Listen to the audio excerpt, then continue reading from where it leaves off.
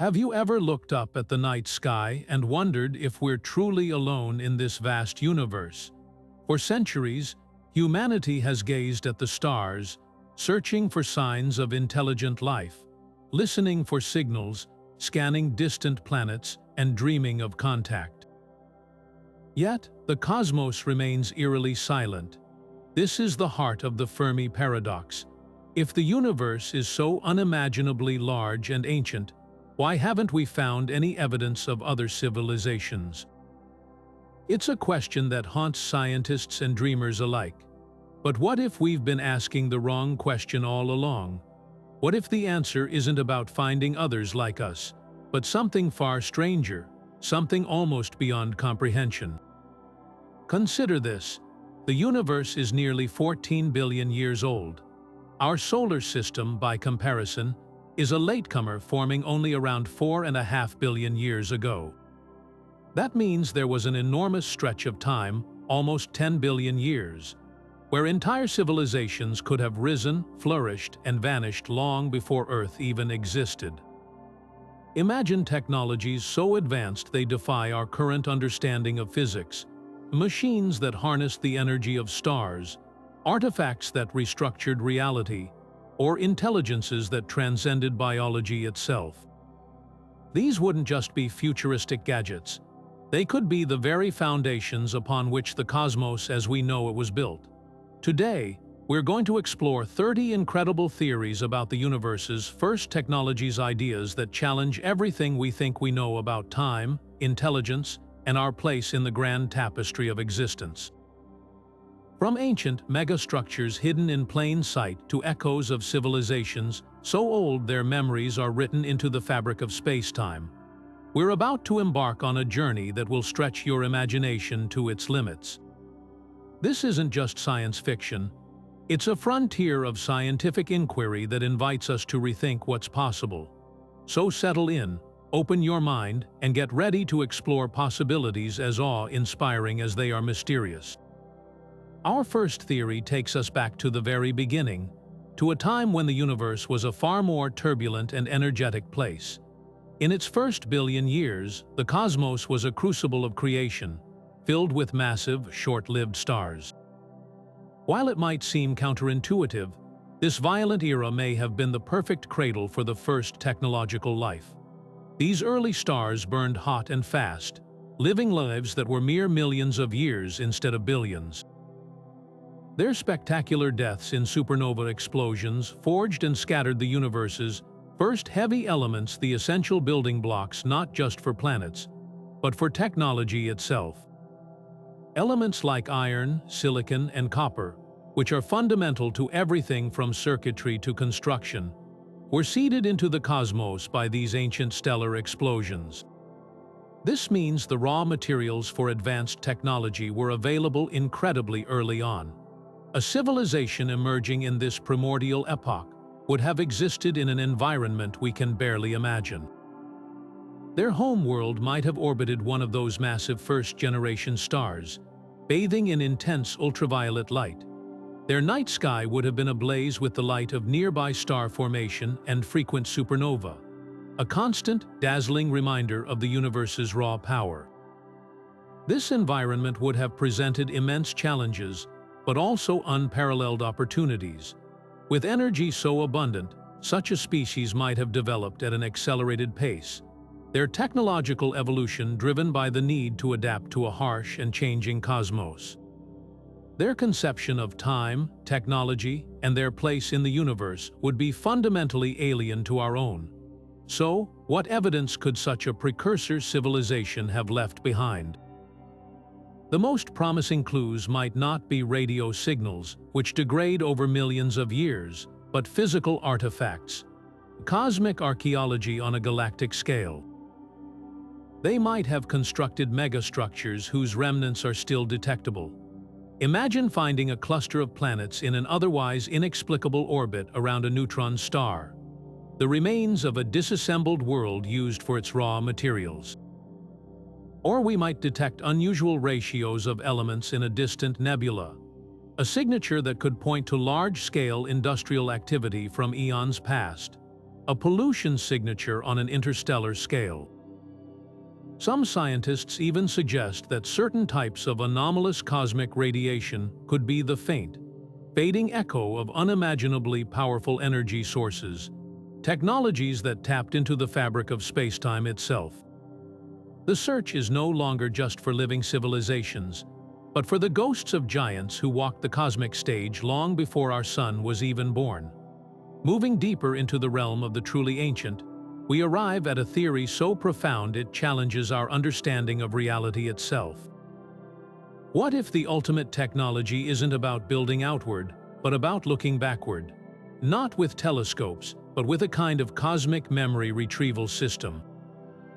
This brings us to our second theory, the quantum archaeology principle. The idea hinges on a fascinating and controversial premise, that the universe, at its most fundamental level, might keep a record of everything that has ever happened. An inconceivably advanced civilization wouldn't search for physical ruins. They might instead develop a technology to read the universe's own historical ledger, etched into the fabric of space-time. To grasp this, we need to consider the strange world of quantum mechanics. In our own experiments, we've observed that particles seem to retain a connection or a history of their interactions. Some physicists theorize that information, in the most fundamental sense, is never truly destroyed. Even when an object is lost to a black hole or vaporized in a supernova, the information that described it might not be erased but instead imprinted onto the event horizon or scrambled into the quantum foam. A civilization that mastered quantum gravity and the architecture of spacetime could potentially learn to decode this information. For them, the past wouldn't be a mystery. It would be a vast, open book waiting to be read. They wouldn't need to dig up fossils. They could, in theory, observe the dinosaurs directly by reconstructing the quantum states of particles that once formed them. The implications are staggering. A species with this capability could access the complete history of the cosmos, witnessing the birth of the first stars, the formation of the earliest planets, and the rise and fall of every civilization that ever existed, all without ever leaving their home. They would be the ultimate historians, possessing a record of reality that is infinitely more detailed than any archaeological dig or light-speed limited telescope could ever provide. Their knowledge wouldn't be based on inference or guesswork. It would be based on direct, retrievable data from the universe itself. This wouldn't just be technology, it would be a form of temporal omniscience. So, what might this look like from our perspective? If such a civilization exists today, or existed in the deep past, we wouldn't necessarily see their ships or receive their broadcasts. Instead, we might detect inexplicable patterns in the cosmic microwave background, the afterglow of the Big Bang. These patterns could be subtle anomalies, like a faint, repeating signal embedded within the oldest light in the universe, which some researchers have half-jokingly referred to as a cosmic copyright notice. Or perhaps we would find certain fundamental constants of nature that appear finely tuned in a way that suggests not a creator, but a preserver, a signature of a technology designed to stabilize the quantum vacuum to ensure the universe's historical record remains intact and readable for eons. The search for such a civilization becomes a search for the architects of reality itself, beings who may have turned the entire cosmos into their library. Now, let's shift our perspective from the quantum to the cosmic, from reading the universe's history to perhaps manipulating its very skeleton. For decades, astronomers have been puzzled by a fundamental mystery. The universe contains far more gravity than all the visible stars, planets, and gas can account for. This missing mass is what we call dark matter, an invisible substance that doesn't emit, absorb, or reflect light. Yet its gravitational pull is the very glue holding galaxies together. We know it's there because we can see its effects, but we have no idea what it actually is. But what if this mysterious substance isn't just a passive component of the cosmos? What if it's the ultimate building material, and a hyper-advanced civilization learned to use it first? This leads us to our third theory, the dark matter infrastructure hypothesis. Imagine a form of matter that is everywhere yet interacts with almost nothing. For a species that could find a way to manipulate it, dark matter would be the perfect substance for constructing a hidden architecture that spans the entire galaxy. Unlike normal matter, which clumps together to form stars and planets that are visible and vulnerable, a dark matter structure would be utterly ghost-like.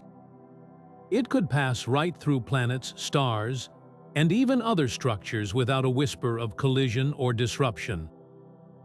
An entire civilization could build a sprawling network of transportation conduits, energy harvesting grids, or computational arrays using this material, and we would be completely oblivious to it, living our lives in the visible universe while their immense works exist all around us, hidden in plain sight. How could such a technology even function? The key would be discovering or creating a particle or force that allows dark matter to interact in a controlled way. Our own science is already theorizing about potential dark matter particles, like WIMP or actions.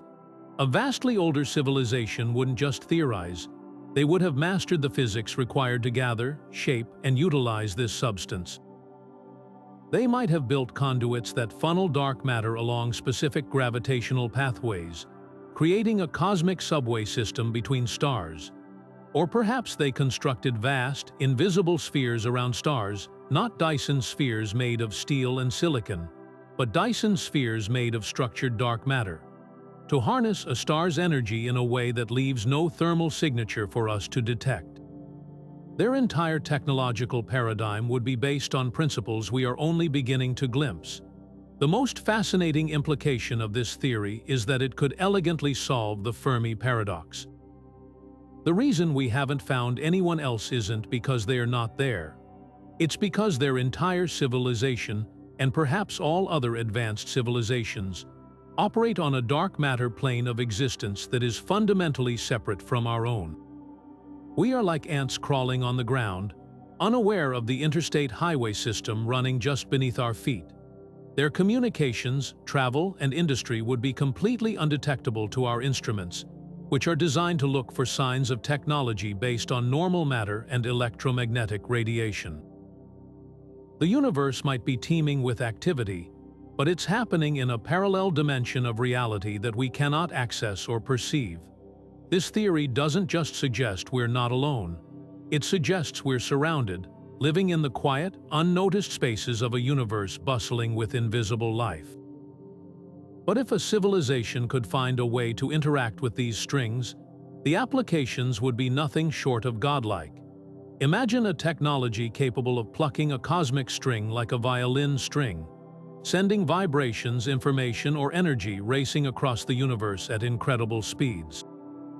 This could form the basis of a communication network that makes our current radio signals look like smoke signals by comparison, allowing for instantaneous contact between galaxies separated by billions of light years. Even more impressively, the immense energy contained within a string's tension could be tapped.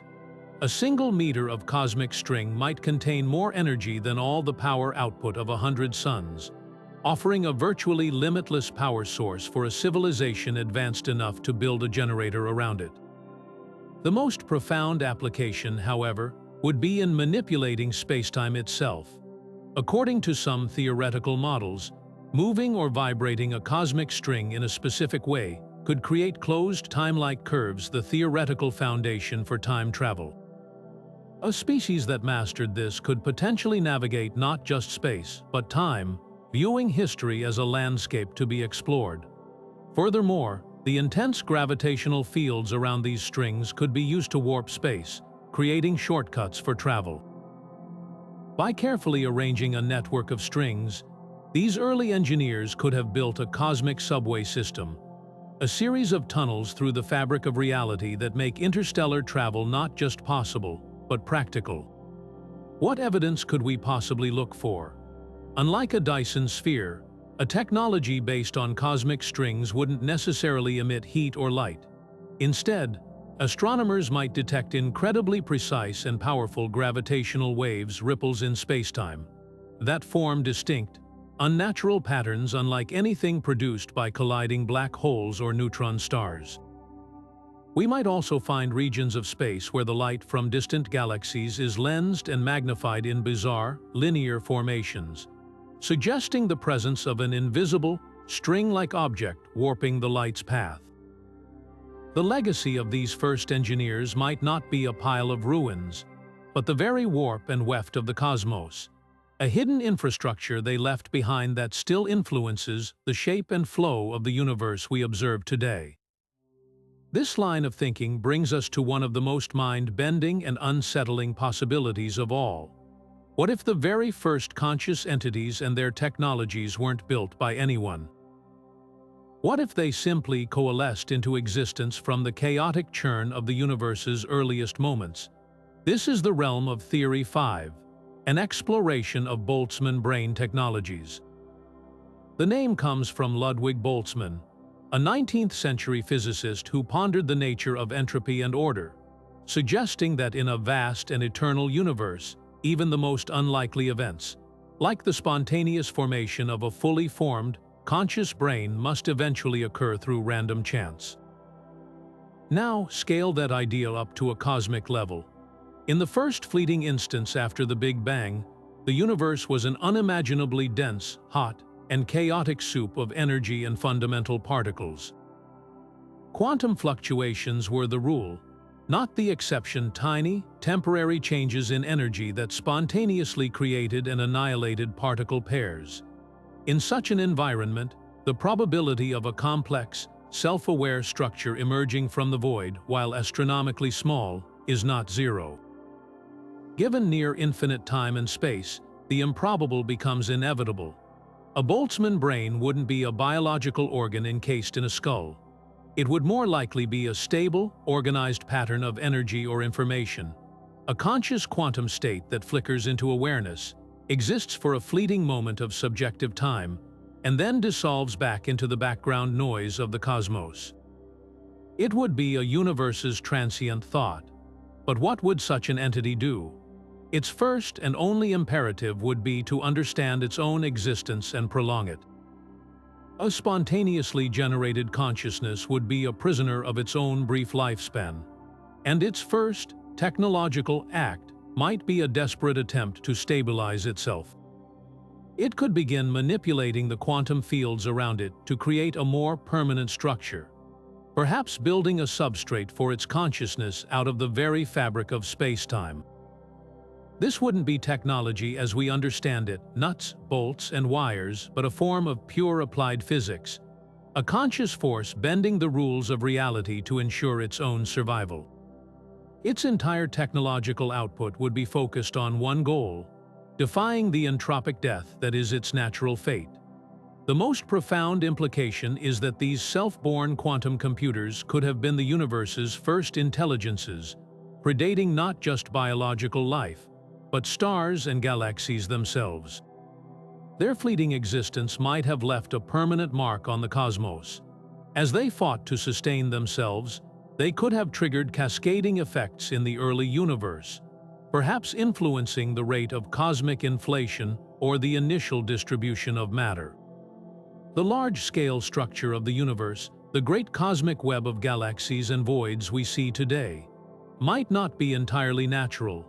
It could, in part, be the fossilized remains of a desperate struggle for consciousness, the architectural scars left by minds that fought against their own annihilation and, in doing so, subtly shaped the future of everything that followed. Their legacy isn't a beacon or a ruin. It might be the very framework of reality we now call home. But if the universe's first thinkers were these fleeting quantum states, the next civilization might have taken a far more stable and formidable approach to computation. They may have looked out into the young cosmos and seen not just celestial bodies, but raw processing power waiting to be harnessed. This brings us to our sixth theory, a concept where the most destructive objects in the universe become the ultimate engines of creation: primordial black hole computing. In the very first second after the Big Bang, immense pressures and densities could have squeezed regions of space into tiny, incredibly dense knots of matter. forming what physicists call primordial black holes. Unlike the stellar black holes we know today, which are born from dying stars, these primordial ones could be almost any size, from a mountain's mass squeezed into the size of a proton, to planet-sized objects with the density of a neutron star. For a technologically sophisticated species, these objects wouldn't be threats. They would be gifts from the universe itself, natural supercomputers of unimaginable power. Their potential lies in a fascinating quantum phenomenon known as Hawking radiation. As Stephen Hawking theorized, black holes are not completely black. Due to quantum effects at their event horizons, they slowly emit particles and radiation, effectively evaporating over astronomical timescales. This process isn't random. The emitted radiation carries information about what fell into the black hole. An advanced civilization could learn to manipulate and measure this Hawking radiation with incredible precision. By carefully feeding information in the form of matter or energy into a small, stable primordial black hole, they could use it as the universe's most efficient computer. The black hole would process this information through its own internal quantum mechanics, and the results would be encoded in the radiation it emits. The smaller the black hole, the faster this processing would occur, allowing for calculations of literally cosmic complexity. What kind of problems would require such an immense machine? Perhaps they were simulating the birth of the universe itself, or modeling the ultimate fate of all existence. Maybe they were running conscious experiences for beings of pure information, or solving equations that define the fundamental laws of physics. A black hole computer could process more information in a nanosecond than all the silicon-based computers on Earth could process in a billion years. Its storage capacity is equally mind-boggling.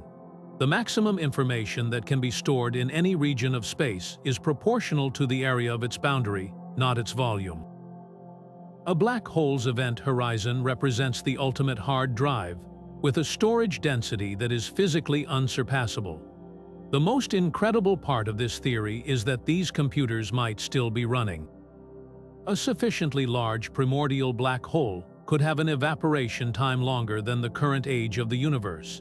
A civilization could have set a program running 14 billion years ago, its inputs and outputs carefully managed by autonomous systems, and it could still be dutifully processing data today. We might even be able to detect one. If such an engineered black hole exists in our solar system, perhaps as a distant, tiny companion to our Sun, we could find it by observing its gravitational influence on the orbits of distant objects in the Kuiper belt. Or astronomers might detect an anomalous source of Hawking radiation, a specific and unnatural signature of particles emanating from a point in space that doesn't correspond to any known celestial object. The silent, dark servers of the universe's first programmers could still be humming away in the void, their answers waiting for someone to finally learn how to read the output. But what if the universe's first engineers weren't just building hidden structures or powerful computers? What if their greatest achievement was the very first social network, a web of instantaneous communication connecting every corner of the cosmos? This brings us to a theory that reimagines the fabric of reality as a vast communication grid.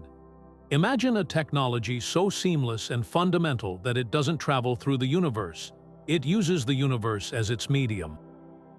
This is the concept behind quantum gravity communication networks. To understand this, we first have to confront the frustrating speed limit of our own reality, the speed of light. For all our technology, our messages are still bound by this cosmic rule, meaning a simple hello sent to a civilization in a nearby galaxy would take tens of thousands of years to arrive. For a truly ancient, galaxy-spanning culture, this delay would be utterly unacceptable. They would need a way to communicate that is immediate, a technology that doesn't just use the rules of physics but rewrites them. Their solution might have been to tap into the most fundamental layer of existence, the quantum realm, where particles can be mysteriously linked across vast distances. a phenomenon we call entanglement. In our labs, we can entangle two particles so that measuring the state of one instantly determines the state of the other, no matter how far apart they are. It's as if they share a single existence. The problem is, we can't use this to send a meaningful message like words or images. The outcome of the measurement is random. But a civilization that had mastered quantum gravity, a unified theory of the very large and the very small, might have solved this puzzle. They could have discovered how to create and maintain entanglement on a colossal scale, linking not just particles, but entire planets or stars into a stable, galaxy-wide network. In this system, manipulating a quantum state in one location would cause a predictable, detectable change in its entangled partner light years away, enabling true, instantaneous data transfer. The infrastructure for such a network wouldn't be made of cables or satellites. It would be woven into the geometry of spacetime itself, using gravitational waves as its carrier signal. Just as a plucked guitar string creates vibrations in the air, a massive event like two black holes merging creates ripples in spacetime that travel across the universe. An advanced species could learn to generate these ripples with precision, creating specific, complex waveforms that encode vast amounts of information. They might have built colossal devices in deep space, perhaps using orbiting neutron stars or carefully manipulated black holes, as their transmitters and receivers, turning the universe into a resonant chamber for their conversations. To them, the gentle stretching and squeezing of spacetime we struggle to detect would be as clear and reliable as a telephone signal. If such a network exists, its evidence would be hiding in plain sight within the data from our gravitational wave observatories like LIGO and Virgo. Astronomers might detect signals that don't match any known astrophysical model. Instead of the simple chirp of two black holes merging, they might find gravitational waves with intricate, repeating patterns or frequencies that carry a mathematical signature too complex to be natural. It would be like listening to the random noise of the ocean and suddenly hearing a perfect, rhythmic melody. These anomalous waves would be the unmistakable signature of a technology, the lingering echo of a conversation that ended billions of years ago, still rippling through the cosmos. The silent universe we perceive might not be silent at all. We might simply be listening for the wrong kind of signal, deaf to the gravitational hum of a network that has been operational since the dawn of time. While the idea of using black holes as computers or gravity waves as a network is staggering, these pale in comparison to the ambition of our eighth theory, which proposes that the universe's first engineers didn't just use celestial bodies, they built them. This is the concept of star-forging technologies, a hypothesis that suggests the peak of cosmic engineering is not harvesting a star's energy, but creating the star itself. Imagine a civilization so profoundly advanced that they looked upon the dark, primordial gas clouds of the young universe and saw not chaos, but potential, initiating a project of cosmic-scale construction to literally build the heavens. Why would any species attempt something of such monumental scale? The motivations could be twofold: necessity and nurturing. In the very early universe, the first stars were monstrous behemoths, hundreds of times more massive than our Sun. They burned ferociously hot and died young in catastrophic supernova, flooding space with harmful radiation and creating environments too volatile for the stable, long-term planetary systems we know are conducive to life. A precursor civilization might have sought to create a more hospitable cosmos for themselves and for life in general. By triggering the formation of smaller, more stable, second-generation stars like our own Sun, they could have essentially seeded the galaxy with habitable real estate, engineering the very conditions necessary for biology to eventually arise and flourish billions of years later. The other motivation is pure power. A star is the ultimate energy source, and a culture capable of building one on demand would have access to a limitless supply. But their method wouldn't involve assembling a star piece by piece like some impossible Lego set. Instead, they would be masters of triggering and guiding natural processes on a cosmic scale. They might have developed ways to create precise gravitational disturbances, perhaps using focused dark matter or manipulated spacetime, to coax giant molecular clouds into collapsing. Think of it as the ultimate form of cloud seeding, but instead of encouraging rain, they are encouraging the birth of a sun. Their technology would be almost indistinguishable from natural physics, a gentle nudge at just the right place and time to initiate a chain reaction that culminates in nuclear fusion. This theory offers a potential explanation for a genuine astronomical mystery, the epoch of peak star formation. Observations show that the universe was forming new stars at its maximum rate around 10 billion years ago, a period known as cosmic noon, and the rate has been declining ever since. Standard models can explain this decline, but what if the initial burst was unnaturally high? What if a significant number of the stars born during that early, fertile period were not entirely natural occurrences, but the result of directed engineering? This artificial boost in star formation could account for the surprising abundance of certain solar systems and the rapid enrichment of the universe with life-essential elements sooner than some models predict. The evidence for such a profound intervention would be subtle, but not impossible to find. Astronomers might discover populations of stars that are anomalously similar. If you were building stars, you would likely develop an efficient, repeatable process, potentially resulting in stars of very specific sizes, compositions, and ages congregating in a particular region of a galaxy. A signature that could stand out against the more random distribution of naturally born stars.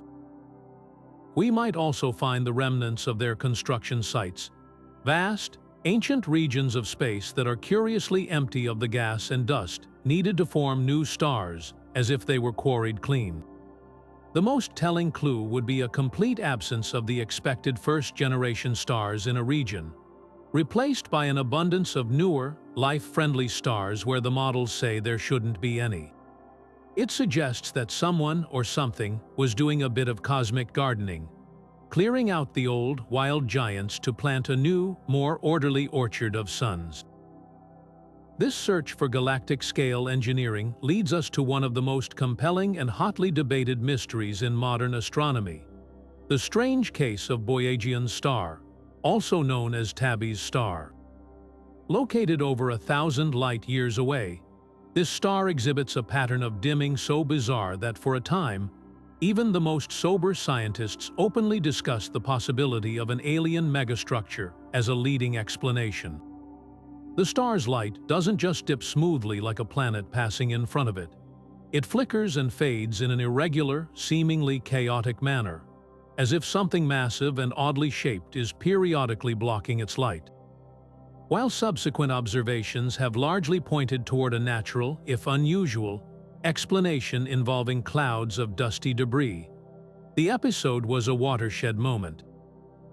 It demonstrated that we now have the tools and the will to seriously investigate astronomical anomalies through the lens of technology, training our most powerful telescopes on a single point of light in the hopes of finding something truly extraordinary. It proved we are willing to look. The evidence we seek for such profound interventions wouldn't necessarily be a blinking neon sign. It would be subtle, statistical, and written into the fabric of the galaxy itself.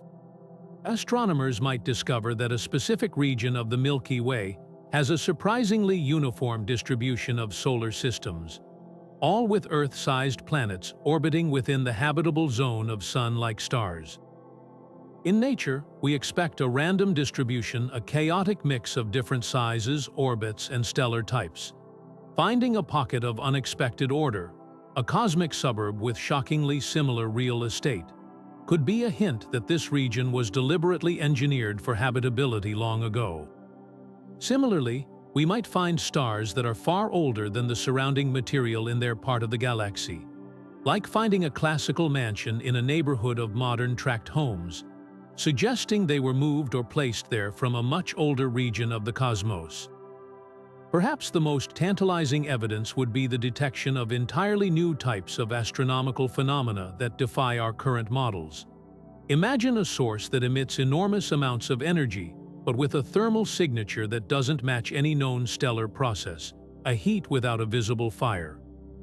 Or the discovery of a perfectly spherical void in an interstellar gas cloud, a bubble of nothingness millions of kilometers across with impossibly sharp edges, as if a giant scoop had neatly removed all the material. These wouldn't be artifacts in the traditional sense. They would be the lingering effects of technologies so advanced they manipulated matter and energy on a scale we can barely conceive. The most profound signature of an ancient engineer might not be a thing we can find, but a pattern of absence, a strange and inexplicable blank spot in the natural tapestry of the cosmos. The search is on, not for a single smoking gun, but for the ghostly fingerprint of a master builder pressed into the face of the galaxy itself. But what happens to the information that falls into a black hole? According to the classical laws of physics, it's lost forever, trapped behind an event horizon from which not even light can escape. This presents the ultimate challenge to any civilization that values knowledge and history. How do you recover what has been irrevocably consumed by the universe's most powerful garbage disposals? This leads us to a theory that pushes the very limits of what might be technologically possible. An idea that the most advanced beings might not just study the cosmos, but actively resurrect its lost chapters. This is the concept of quantum resurrection technology, a form of cosmic archaeology so profound it could bring back lost knowledge, worlds, and even beings from the edge of oblivion. The foundation of this staggering idea rests on a major puzzle in modern physics known as the black hole information paradox. Stephen Hawking's work showed that black holes slowly evaporate over eons, radiating away their mass in a faint glow we now call Hawking radiation. The problem is, this radiation appears to be completely random and thermal, containing no information about the specific stars, planets, or books that might have fallen in. This suggests that information is truly destroyed, which violates a fundamental tenet of quantum mechanics. That information must be preserved. Most physicists today believe the information is not lost, but is somehow encoded or scrambled onto the event horizon itself, and is eventually emitted back out in the Hawking radiation over the black hole's immense lifetime. For us, decoding that scrambled information from a faint whisper of radiation is an impossible task. But for a civilization that has mastered quantum gravity and computation, it might simply be a difficult engineering problem.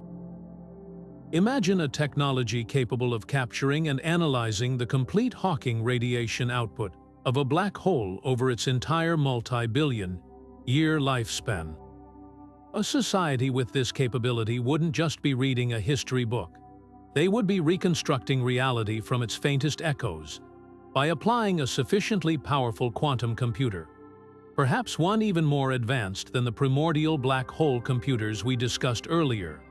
They could run the evaporation process in reverse, effectively unscrambling the scrambled information. It would be like watching a movie of a shattered vase in rewind, watching every single piece fly back together into its original, perfect form. In doing so, they could recover the complete quantum state of every particle that ever crossed the event horizon.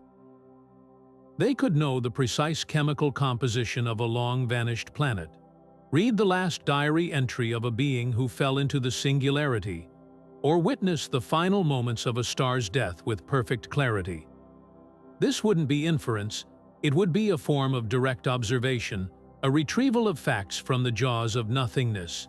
Yet, the most profound application of this technology might not involve black holes at all, but something far more universal: the cosmic microwave background radiation. This faint afterglow of the Big Bang fills every cubic centimeter of the universe, and it is the oldest light we can observe. It is a snapshot of the universe when it was just 380,000 years old, a baby picture of the cosmos. This radiation has been traveling for over 13 billion years, and during its journey it has passed through everything. It has streamed through ancient civilizations, around mysterious megastructures, and across the faces of worlds that have long since died. Every photon in this background radiation carries with it a tiny, imprinted story of everything it has ever interacted with through a process called polarization and spectral distortion. A civilization with technology advanced enough to capture and analyze these photons with impossible precision could, in theory, reconstruct those stories.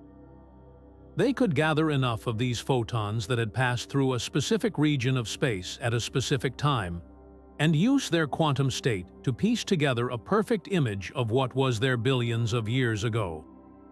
It would be the ultimate forensic tool, allowing them to look directly into the past without any time machine, simply by reading the faint traces left on the oldest light in the universe. They could window shop the galactic empires of 10 billion years ago, watching their daily life unfold in exquisite detail. This technology would make every lost civilization, every extinct species, and every forgotten world accessible again. The past would no longer be a country lost to us. It would be a vast, open museum, and these cosmic archaeologists would be its curators.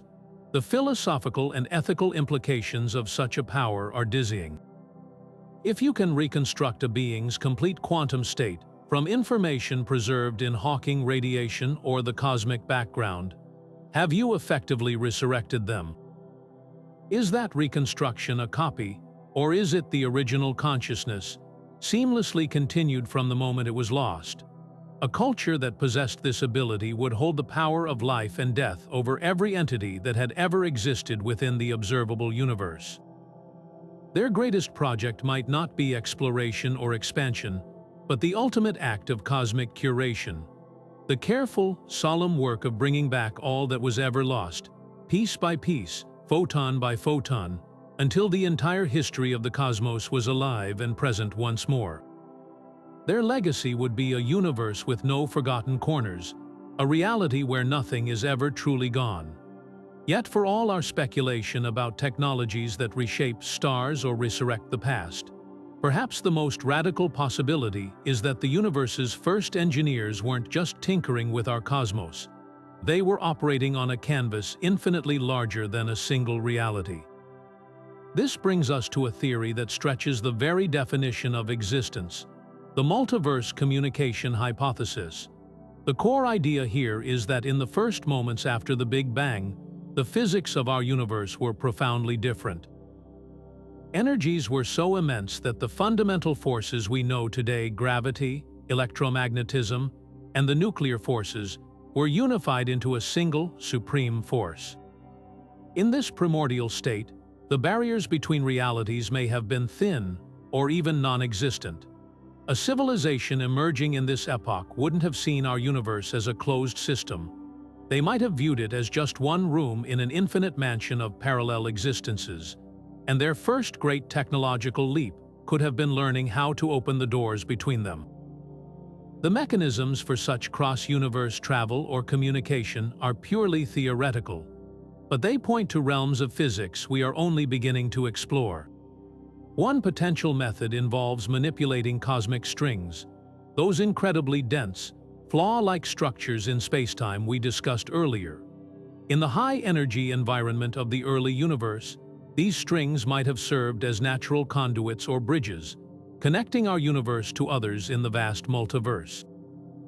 Another possibility revolves around the concept of quantum tunneling on a cosmic scale. If a civilization could somehow stabilize a wormhole, a tunnel through spacetime, they might not just use it to cross our universe instantly, but to punch through into an entirely different universe altogether.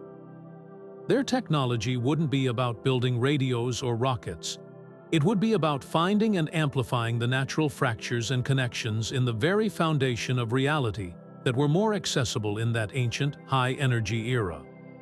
If such cross-universe engineering occurred, what traces could it have left behind in our modern, cooled-down cosmos? the evidence would be bizarre and cosmological in scale. Astronomers might detect anomalous features in the cosmic microwave background, the afterglow of the Big Bang. These could take the form of strange, circular patterns or abrupt discontinuities in the temperature map, areas that look like bruises or scars. These could be the imprint of where a wormhole was once stabilized, or where energy from another universe briefly flooded into our own, leaving a permanent mark on the oldest light we can see. Another signature could be the discovery of particles that simply do not belong. If matter from another universe with slightly different physical laws leaked into ours, it might have left behind exotic, impossible particles that our models cannot explain, relics of that ancient cross-dimensional contact. The most profound implication of this theory is that it offers a potential answer to the ultimate question: why is our universe so seemingly fine-tuned for life? The fundamental constants of nature, the strength of gravity, the mass of an electron, appear perfectly calibrated to allow for stars, planets, and life to exist. If any one of these values were slightly different, our universe would be a barren void. From the multiverse perspective, this fine-tuning might not be a miraculous coincidence, but a form of artificial selection. The first engineers, capable of moving between universes, would naturally seek out or even modify universes that were stable and habitable. Our universe might not be a random accident. It could be a carefully selected or even intentionally engineered haven within a vast, and perhaps mostly inhospitable, multiverse. Their greatest technology wouldn't be a machine we could find, but the very laws of physics themselves, which they may have subtly adjusted to create a lasting, life-friendly home. However, if the universe's first inhabitants transcended physical form entirely, their technologies would have operated on a fundamentally different principle.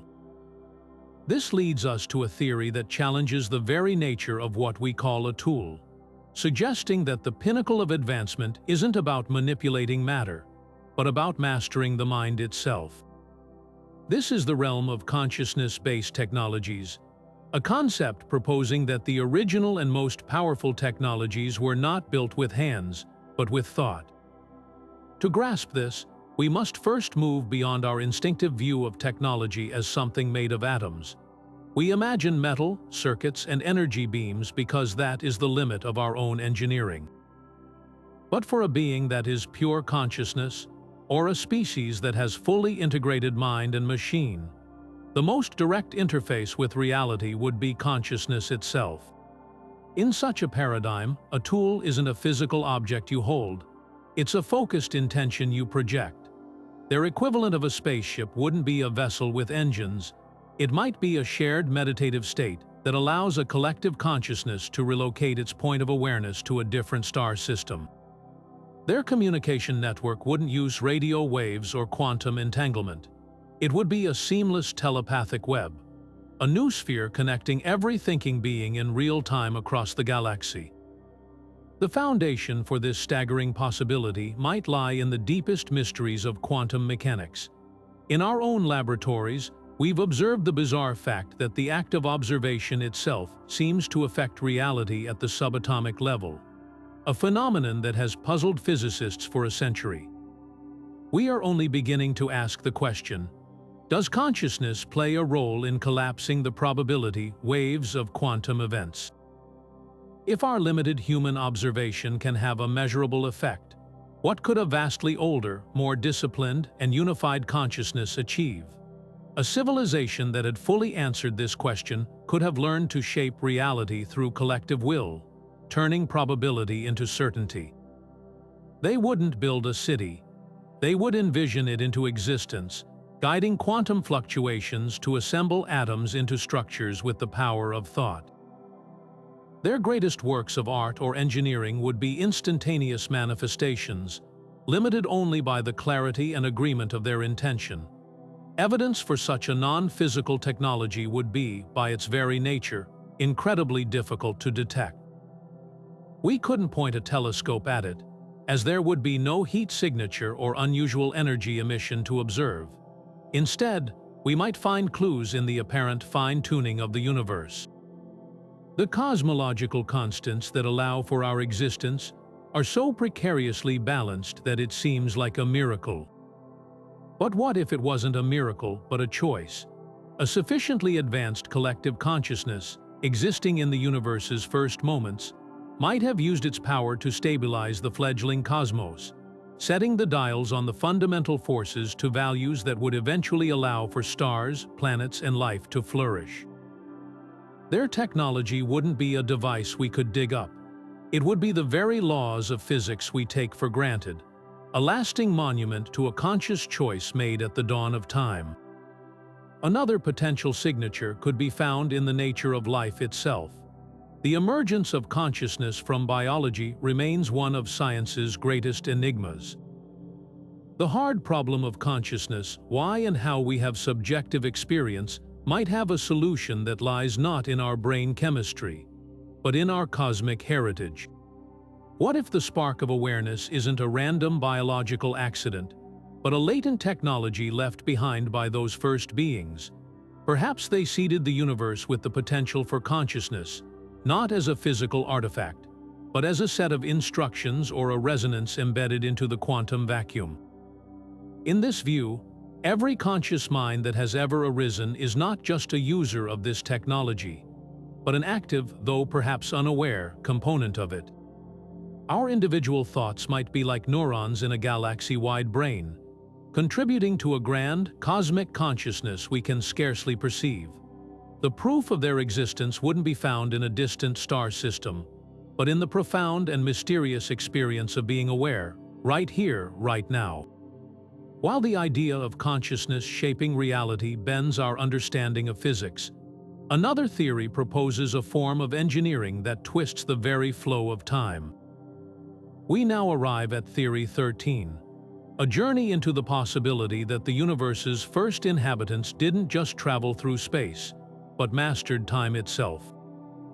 This concept, known as time manipulation engineering, suggests that the most profound technologies of the ancient cosmos were not just tools for building, but devices for navigating the fourth dimension, potentially creating stable loops in causality or even accessing the moment of creation. The foundation for this staggering capability lies in some of the most extreme predictions of Einstein's theory of general relativity. The equations allow for the existence of what physicists call closed time-like curves. Imagine the timeline of the universe not as a straight arrow shooting from the past to the future, but as a river. In most places, the current flows in one direction. However, a closed time-like curve would be like a whirlpool or an eddy in that river, a loop where the flow of time circles back on itself. An object or information traveling along this curve could, in theory, return to its own past. For us, this remains a fascinating mathematical possibility, but a civilization that unified general relativity with quantum mechanics might have discovered how to create and stabilize these curves intentionally, turning a theoretical curiosity into a practical technology. What would a society do with such an awesome power? Their motivations could range from the profoundly practical to the deeply philosophical. On a practical level, time travel would be the ultimate tool for preservation and knowledge. A culture facing an inevitable cosmic catastrophe, like the death of their star, could use closed time-like curves to create a stable, repeating pocket of spacetime, a temporal sanctuary where their final moments loop endlessly, preserving their civilization forever in a single, perfect instant. For knowledge gathering, they could dispatch probes not to other stars, but to other eras.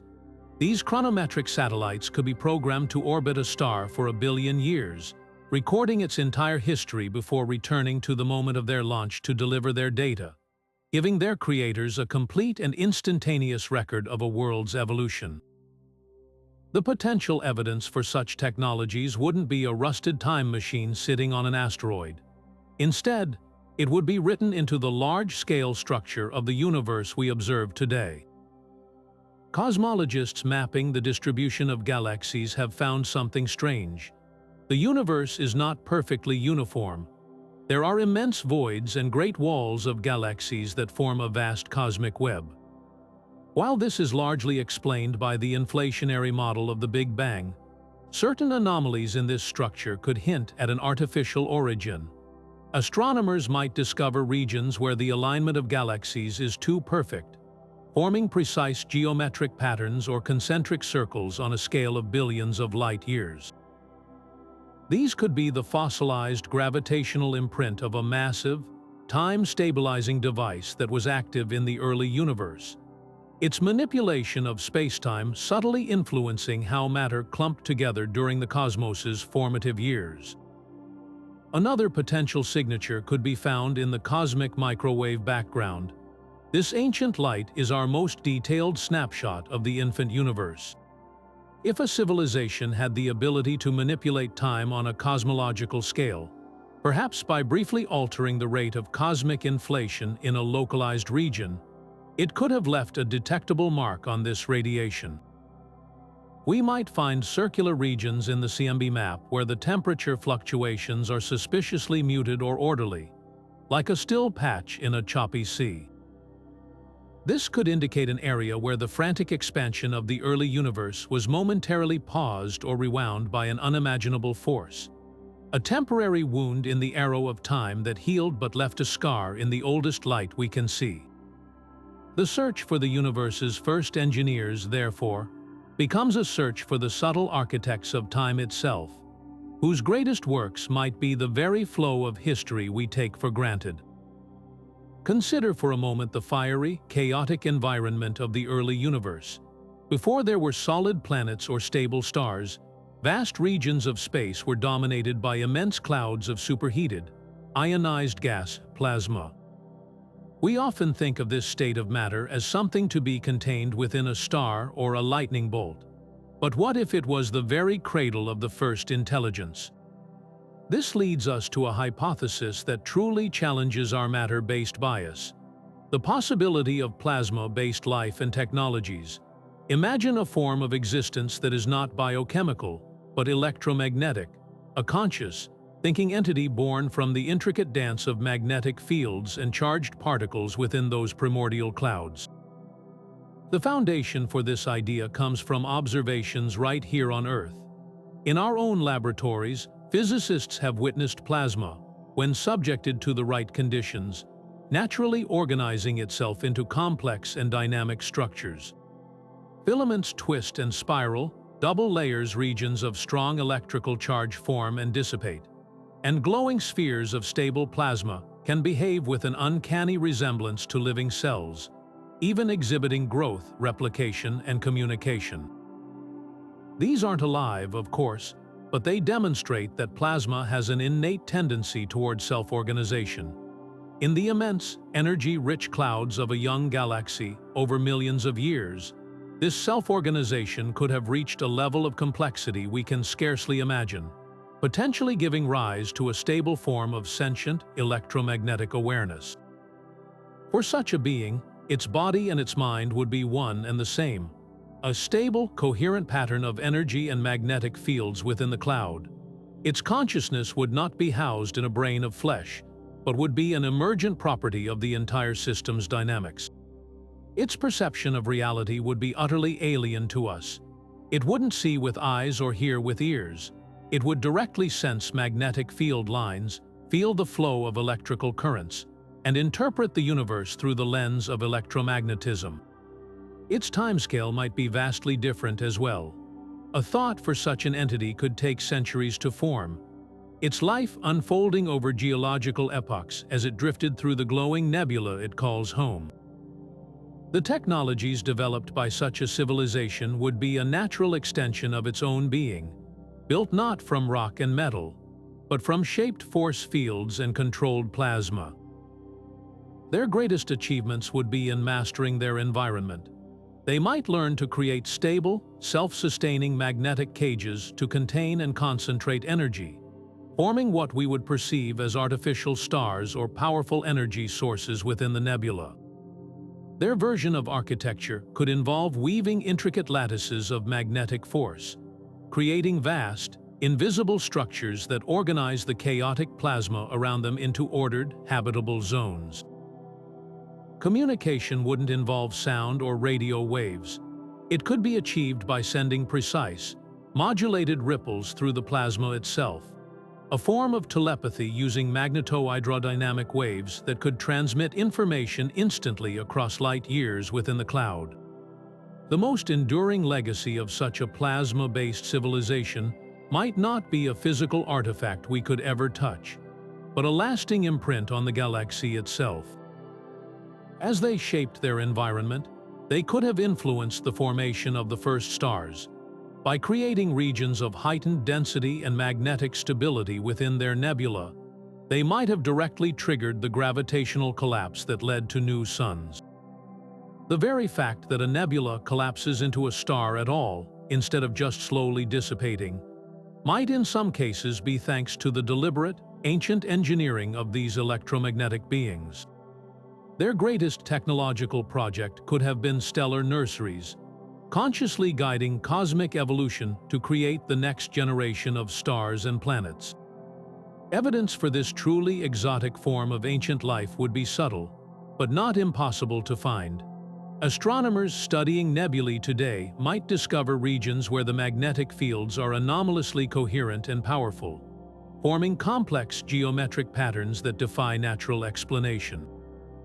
We might detect strange, rhythmic pulsations in the light from a distant gas cloud, not a random flicker, but a precise, repeating signal that suggests an intelligent modulation of energy within the plasma itself.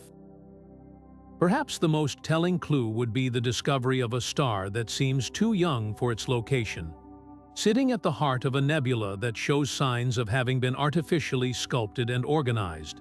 A lasting monument to a civilization that learned to build with fire and magnetism before the first rock had even formed.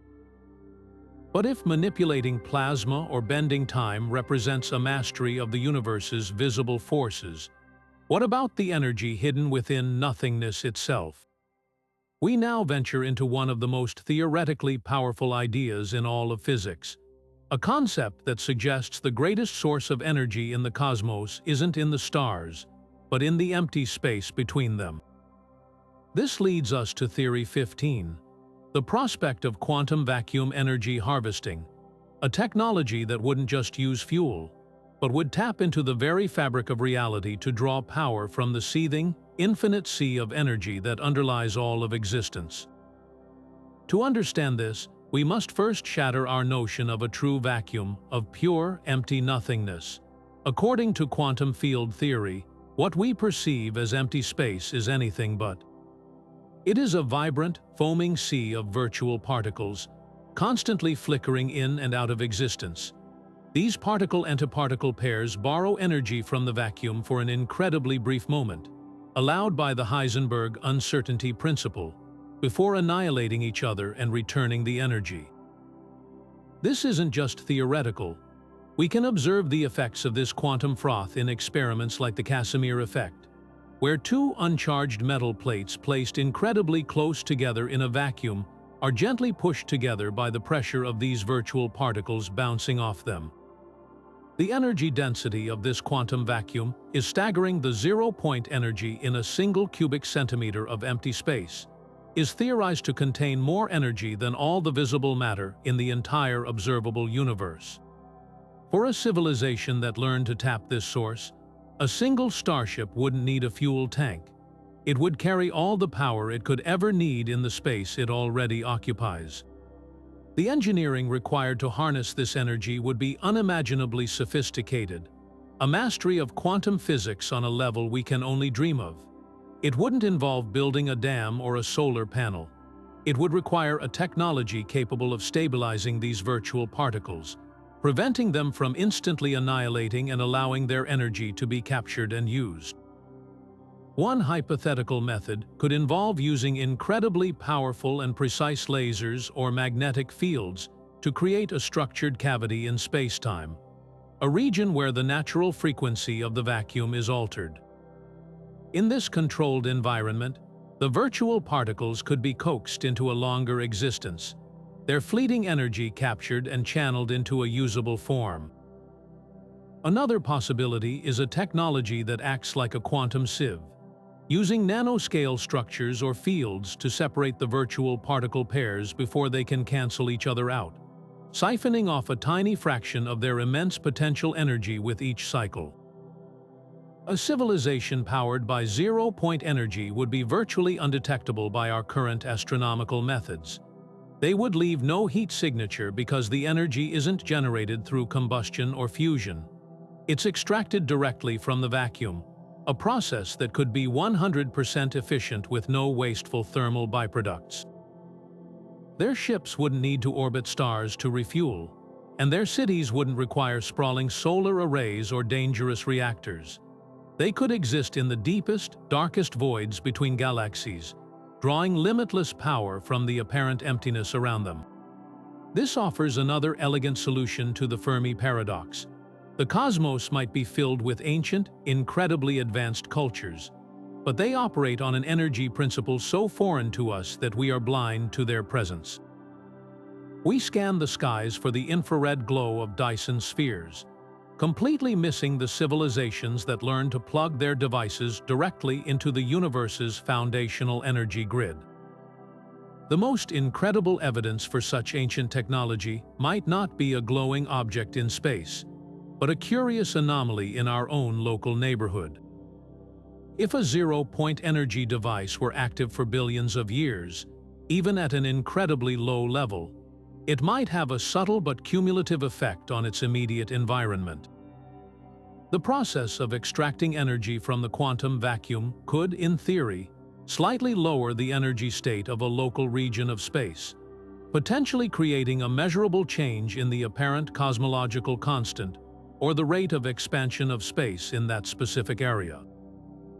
Astronomers might one day discover a bizarre, perfectly spherical region of space where the expansion rate is minutely slower than the surrounding universe. A fossilized bubble where an ancient energy harvester once stabilized the vacuum and left a permanent imprint on the geometry of spacetime. The signature of the universe's first power company wouldn't be a flash of light, but a gentle, enduring warp in the expansion of the cosmos itself.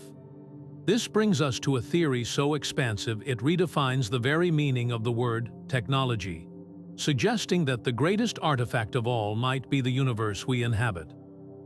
This is the cosmic natural selection theory, a provocative idea that our entire cosmos is not a natural occurrence, but a deliberately engineered construct, the first and ultimate technology, a vast container built to house all subsequent technologies within it.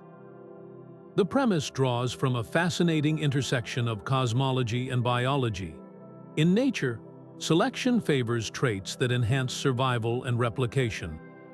Apply this principle on a cosmic scale, and you arrive at a staggering possibility that universes themselves can replicate, and that ours was selected for its ability to foster stable environments where life, and eventually intelligence, can arise. But who or what is doing the selecting? The theory points to intelligent beings from a parent universe.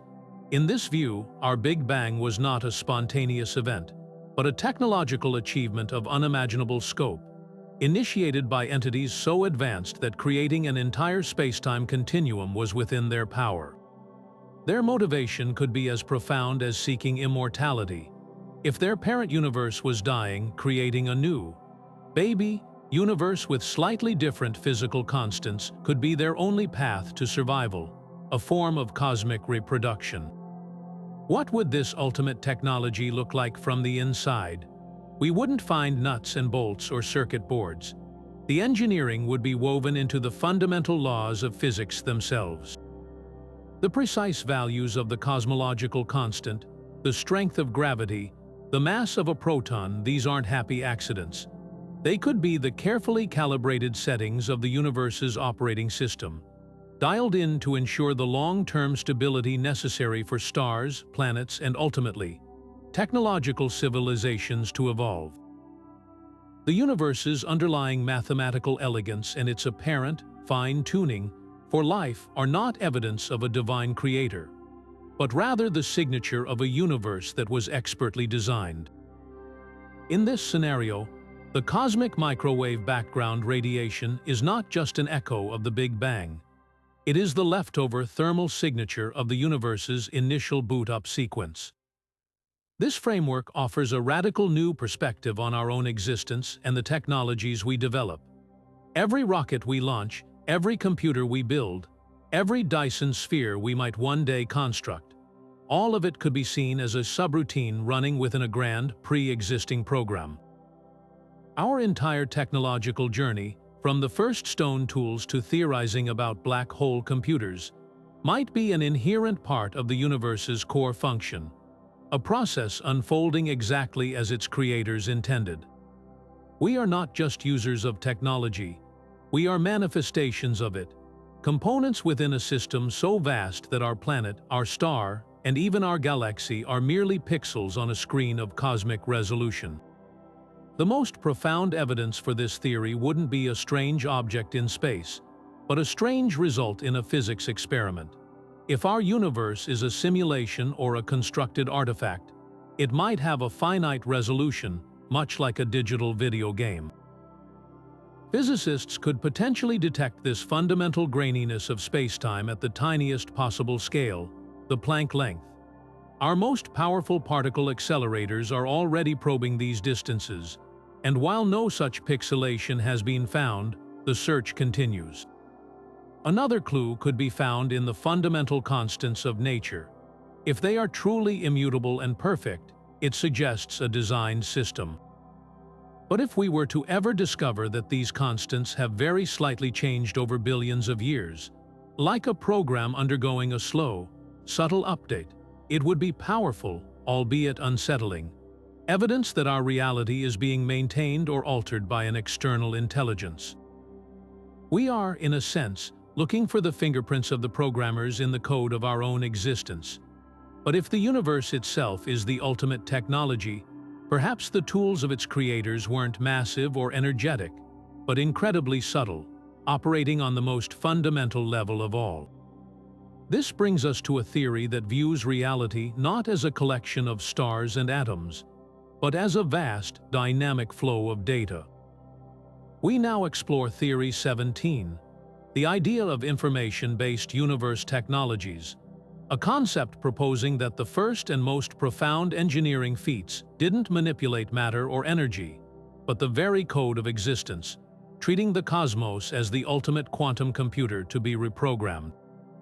To grasp this, we need to consider a radical perspective emerging from modern physics. That information may be more fundamental than matter itself. Think of everything around you: the screen you're looking at, the air you breathe, even your own body. At its core, it's all made of atoms, but zoom in further, and those atoms are made of quarks and electrons. What are those made of? At the very deepest level, many physicists now believe the answer might be information. The properties of a particle, its mass, its spin, its charge, might not be inherent traits of some tiny speck, but rather bits of data, like the ones and zeros that make up a digital file. In this view, the universe isn't a collection of things. It's a cosmic simulation running on a computer of unimaginable scale, or it behaves exactly as if it were one. A civilization that reached this profound understanding wouldn't build with steel or plasma. Their primary tool would be a mastery of quantum information theory. They would see the laws of physics not as immutable rules carved in stone, but as the operating system of reality, a system that could potentially be hacked, updated, or even completely rewritten. Their greatest technological achievements wouldn't be visible structures, but alterations to the source code of the cosmos. Imagine a species that discovers a way to access the universe's root directory. They might learn to tweak a single variable, slightly increasing the strength of the strong nuclear force. This tiny change could make nuclear fusion far more efficient, effectively turning every star in the galaxy into a cleaner, longer-lasting energy source. Or they could adjust the cosmological constant, fine-tuning the rate of the universe's expansion to perfectly balance between a catastrophic big crunch and a lifeless, cold expansion into nothingness, thereby guaranteeing the cosmos a long and fertile future. The evidence for such a staggering intervention would be written into the fabric of reality we take for granted. The apparent fine-tuning of the universe for life is the most compelling clue. The precise values of the fundamental constants appear to be perfectly calibrated to allow for the existence of stars, planets, and complex chemistry. From a purely random perspective, this is astronomically improbable. But from the perspective of information-based engineering, it looks less like a miracle and more like a successful product of deliberate optimization. The constants aren't lucky. They are the carefully chosen settings from a near-infinite number of possibilities, selected to produce a stable and fruitful universe. The cosmic microwave background, the universe's baby picture, might contain more than just temperature variations. Its specific pattern of fluctuations could be a complex signature, a quantum checksum, or even a copyright notice left by the programmers, subtly encoded into the first light. The most fascinating implication of this theory is that it turns every one of us into a potential piece of evidence. If the universe is an information-based system, then consciousness, our subjective experience of reality, might not be an emergent property of biology, but a fundamental feature of the system itself. Our minds could be the user interface through which the universe experiences itself. The act of scientific discovery, our relentless drive to understand the mathematical rules underpinning reality, might not be a human invention. It could be a pre-installed function, an innate curiosity woven into the code by the original engineers, a way for the system to become self-aware and begin to comprehend its own nature and origins. In seeking the universe's first technologies, we might ultimately be uncovering the truth about our own existence as active participants within a grand, informational architecture that has been evolving since the first moment of time. Yet for all the power of information-based engineering, even a master programmer needs a reliable way to send a message across the cosmos. This brings us to a theory that imagines a network built not from code, but from the most elusive particles in existence. Let's explore Theory 18, the concept of neutrino communication networks, a system that could have allowed the universe's first civilizations to send whispers through the heart of stars and the dust of galaxies, messages that might still be flowing through our very bodies at this very moment. The genius of using neutrinos for communication lies in their unique properties. These tiny, nearly massless particles are produced in immense quantities by nuclear reactions, most famously in the hearts of stars and during supernova explosions. But their most defining feature is that they barely interact with anything. A neutrino can pass through a light year of solid lead without slowing down. For a civilization trying to send a signal across the vast, cluttered expanse of a galaxy, this is the ultimate advantage. Radio waves and lasers are easily scattered, absorbed, or drowned out by interstellar dust and background radiation. A neutrino beam, however, would be crystal clear, shooting in a perfectly straight line from its source to its target, piercing through nebulae, planets, and even entire stars without any distortion or loss of fidelity. It would be the perfect carrier for a message meant to last for billions of years. Building such a communications system would require a technology of breathtaking precision. To create a focused beam of neutrinos, you would need an unimaginably powerful and controlled source. Our own scientists generate neutrinos in large particle accelerators, but the beams are weak and diffuse. A civilization that mastered this would likely use the most energetic engines in the universe as their transmitters. They might have learned to artificially induce and control supernova, using the catastrophic death of a star as a cosmic flare gun to send a single, immensely powerful burst of neutrinos encoded with a message across the galaxy. For more routine, conversational traffic, they could have built massive accelerators that orbit neutron stars, using the immense magnetic fields of these dense stellar corpses to focus the neutrino beam into a tight, coherent stream. a laser of pure information that could be aimed with pinpoint accuracy at a receiver thousands of light years away. The most incredible aspect of this theory is that these ancient messages could still be coursing through the universe today, a background hum of intelligence superimposed upon the natural neutrino wind. Detecting such a signal would be the ultimate challenge, but not an impossible one.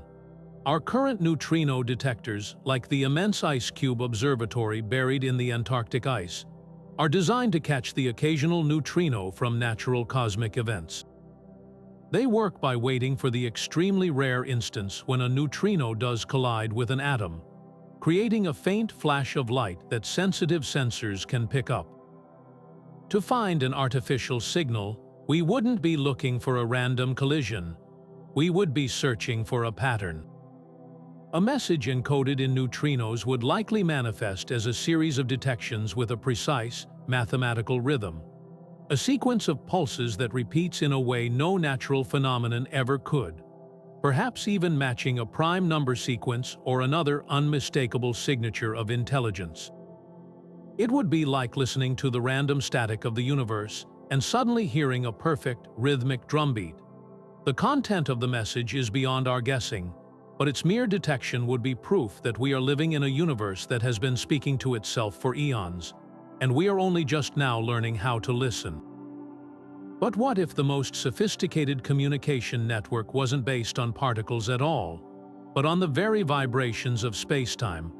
We've been listening for radio waves and looking for light, but the real conversation of the cosmos might be happening in a language we've only just begun to hear, the language of gravity itself. This brings us to Theory 19, a concept where the universe's first engineers didn't build with matter or energy, but with the fabric of reality, mastering gravity wave technology to shape the cosmos to their will. Think of Einstein's general relativity not as a set of abstract equations, but as an engineering manual. It tells us that mass and energy warp spacetime, and that accelerating masses create ripples in that spacetime gravitational waves. We've confirmed their existence, detecting the faint chirp from colliding black holes billions of light years away. Now, imagine a civilization that moved beyond simply observing these waves to generating them with purpose and precision. Their technology wouldn't be about building towers or antennas. It would be about moving colossal masses in intricate, controlled dances. They might have learned to manipulate the orbits of neutron stars or even black holes, swinging them around each other in precise patterns to encode information into the resulting gravitational ripples. A message sent this way wouldn't degrade over distance or be blocked by interstellar dust. It would travel cleanly across the entire universe, a whisper in the foundation of everything. The applications would extend far beyond mere communication. This mastery of gravity could revolutionize propulsion. Instead of fighting against gravity with rockets, a ship employing this technology would essentially surf the gravitational waves it creates. By generating a specific pattern of space-time ripples ahead of it, a vessel could create a gravitational slope to slide down, achieving phenomenal speeds without the need for carrying fuel or violating the speed of light. It would be the ultimate expression of moving with the universe's flow rather than against it. Furthermore, this control could be the key to construction on a literally astronomical scale. To build a Dyson sphere or other megastructure, you need to move planets and asteroids into precise orbits. What better tool for celestial engineering than a controlled gravity wave, a subtle nudge that can gently guide a world into its intended place over millions of years? The most tantalizing aspect of this theory is that our detection of such ancient technology might already be underway. Observatories like LIGO and Virgo are constantly listening to the universe's gravitational wave background. While most signals match the expected models for cosmic collisions, scientists are always on the lookout for anomalies. The signature of an artificial gravity wave would be unmistakable. Instead of the simple, quick chirp of two black holes merging, we might detect a signal that is complex, patterned, and sustained. Imagine a gravitational wave that carries a precise, repeating frequency, like a perfect musical note held for days or even years.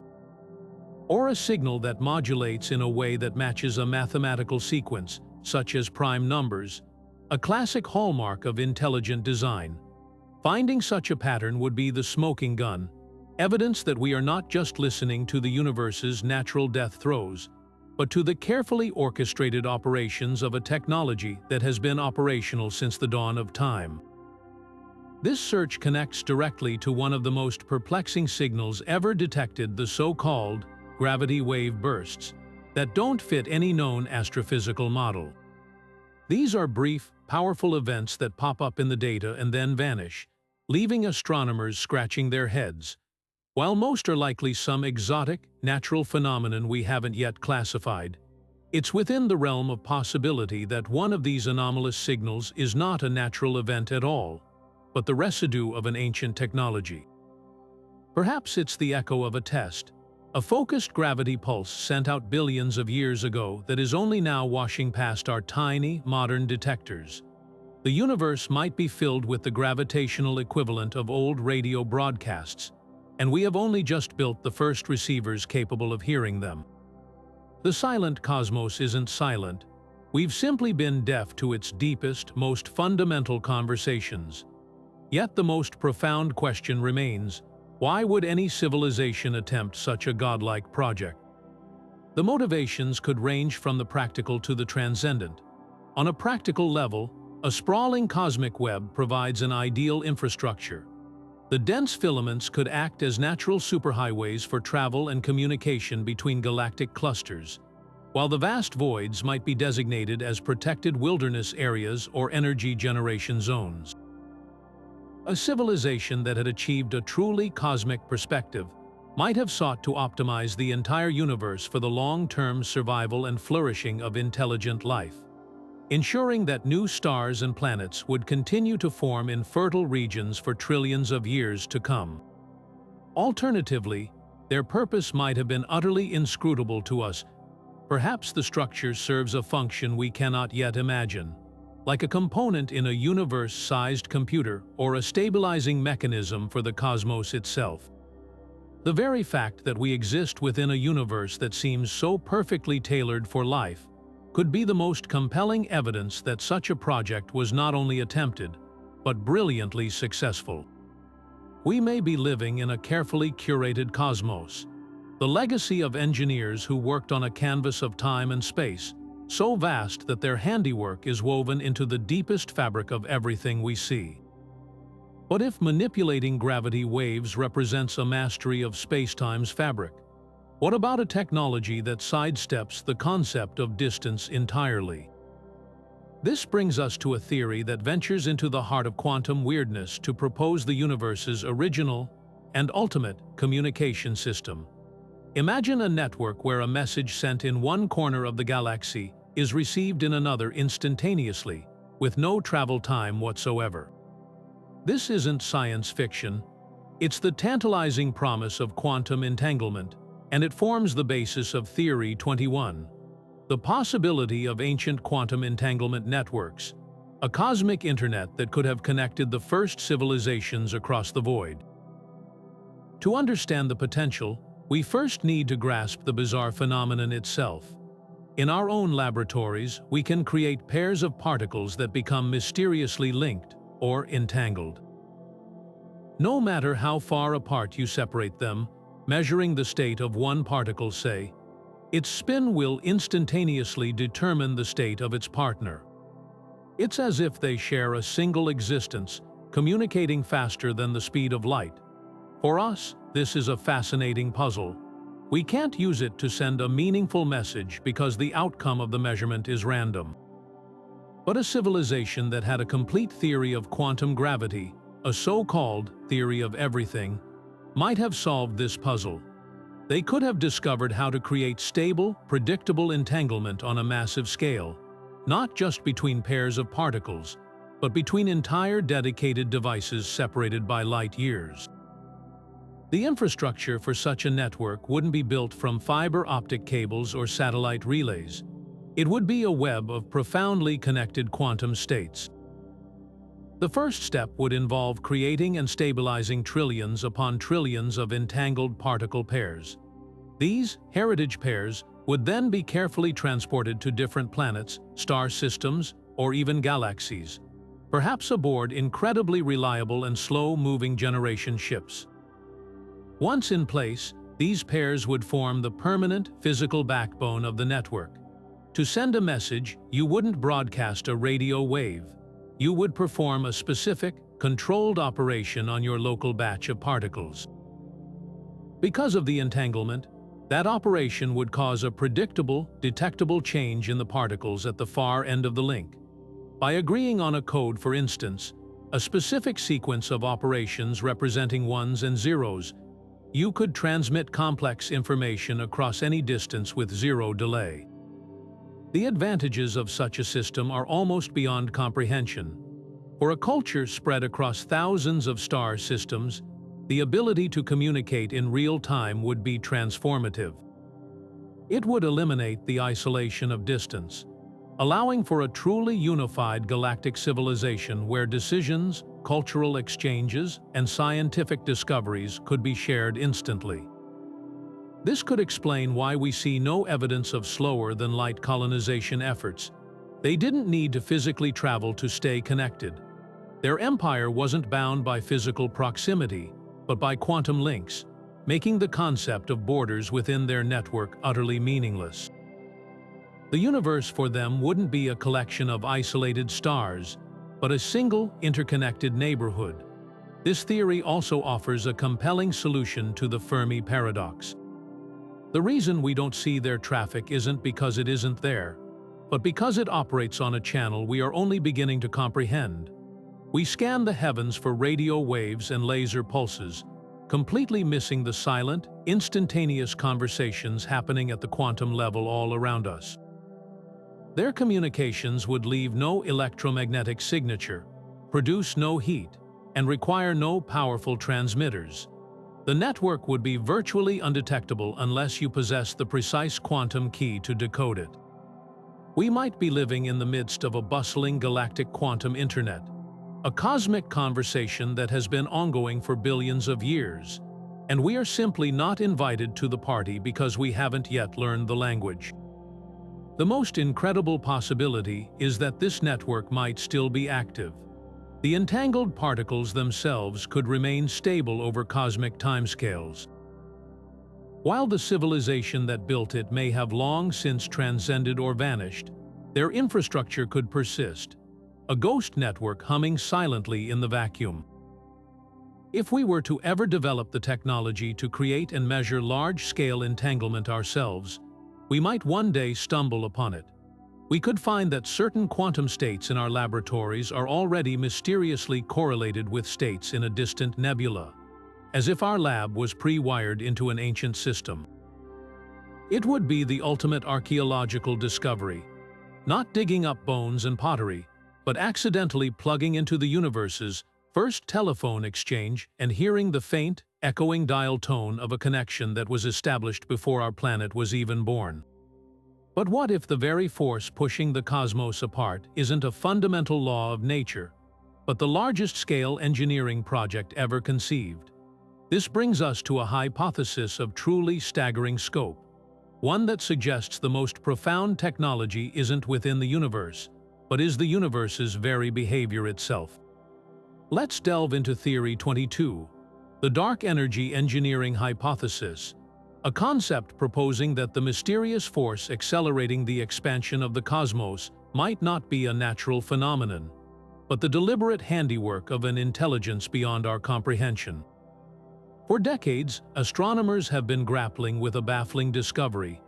The universe isn't just expanding, that expansion is speeding up. Galaxies are flying away from each other faster and faster, driven by an unknown repulsive force we've labeled dark energy.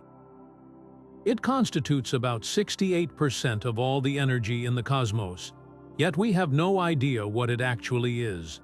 The leading model treats it as a constant property of the vacuum of space itself, a cosmological constant. But what if that constant isn't so constant? What if it's a variable that can be controlled? A civilization that reached a truly cosmic level of maturity wouldn't just adapt to their environment. They would seek to shape it on the grandest possible scale. Their ultimate project might not be building a Dyson sphere around a star, but building a stable future for the entire cosmos by managing its expansion rate. The engineering required for such a feat is almost impossible to fathom. It wouldn't involve levers or engines in any conventional sense. Instead, it would require a mastery of the quantum vacuum and the very geometry of spacetime at the most fundamental level. We're talking about a technology capable of altering the energy density of empty space itself. One hypothetical method could involve creating and stabilizing vast numbers of negative energy states, perhaps through intricate manipulations of quantum fields. Another possibility is the intentional creation of extra-spatial dimensions in a controlled manner, effectively giving the inherent energy of the vacuum more room to spread out, thereby reducing its repulsive effect in our familiar 3 dimensions. Their tools would be gravitational waves, focused dark matter, or mechanisms we haven't yet dreamed of, operating over scales of billions of light years and timescales of eons. Why would any civilization attempt something of such monumental difficulty? The motivations could be rooted in profound foresight and necessity. A universe that expands too quickly becomes a lonely, cold place. Galaxies become isolated islands, their stars burning out over trillions of years until all that remains is a vast, expanding void of nothingness, a heat death. A civilization thinking in terms of its species' survival for trillions upon trillions of years would see this as the ultimate threat. Their goal would be to fine-tune the expansion rate, to find a perfect balance between a runaway acceleration that rips everything apart and a catastrophic recollapse into a big crunch. They wouldn't be building a monument. They would be gardening the entire cosmos, carefully pruning the rate of expansion to ensure the universe remains a fertile ground for life and intelligence for as long as physically possible. The evidence for this mind-bending idea would be written into the large-scale structure of the universe we observe today. If dark energy is a natural, constant force, its effect should be uniform everywhere. But if it's the product of technology, there might be telltale signs of its artificial nature. Astronomers could discover that the acceleration rate isn't perfectly uniform across the entire cosmos. We might find vast billion light-year-wide regions where the expansion is slightly slower or faster than the average, like patches in a garden that were tended to with slightly different care. Another signature could be found in the precise value of the cosmological constant itself. From a physics perspective, its value seems unnaturally, perfectly fine-tuned to allow for galaxies to form. This fine-tuning problem is one of the biggest mysteries in cosmology. But from the perspective of this hypothesis, it's not a mystery at all. It's the desired outcome. The constant has the value it does because that was the most optimal setting for long-term cosmic survival, chosen by engineers who understood the universe's mechanics better than we ever may. This theory doesn't just suggest we're not alone. It suggests that our entire cosmic history, from the moment of the Big Bang to the distant future, may have been gently guided. The dark energy we struggle to understand might not be a force, but a fingerprint, the lingering impression of a technology so vast and so subtle that it has become indistinguishable from nature itself. We may be living inside the greatest public works project in all of existence, a universe lovingly maintained and stabilized by its first inhabitants, who ensured that beings like us would have a safe and lasting home in which to someday look up at the stars and wonder how it all came to be. So how do we actually search for these ghosts of cosmic history? The challenge is immense. We're not looking for something that was built yesterday.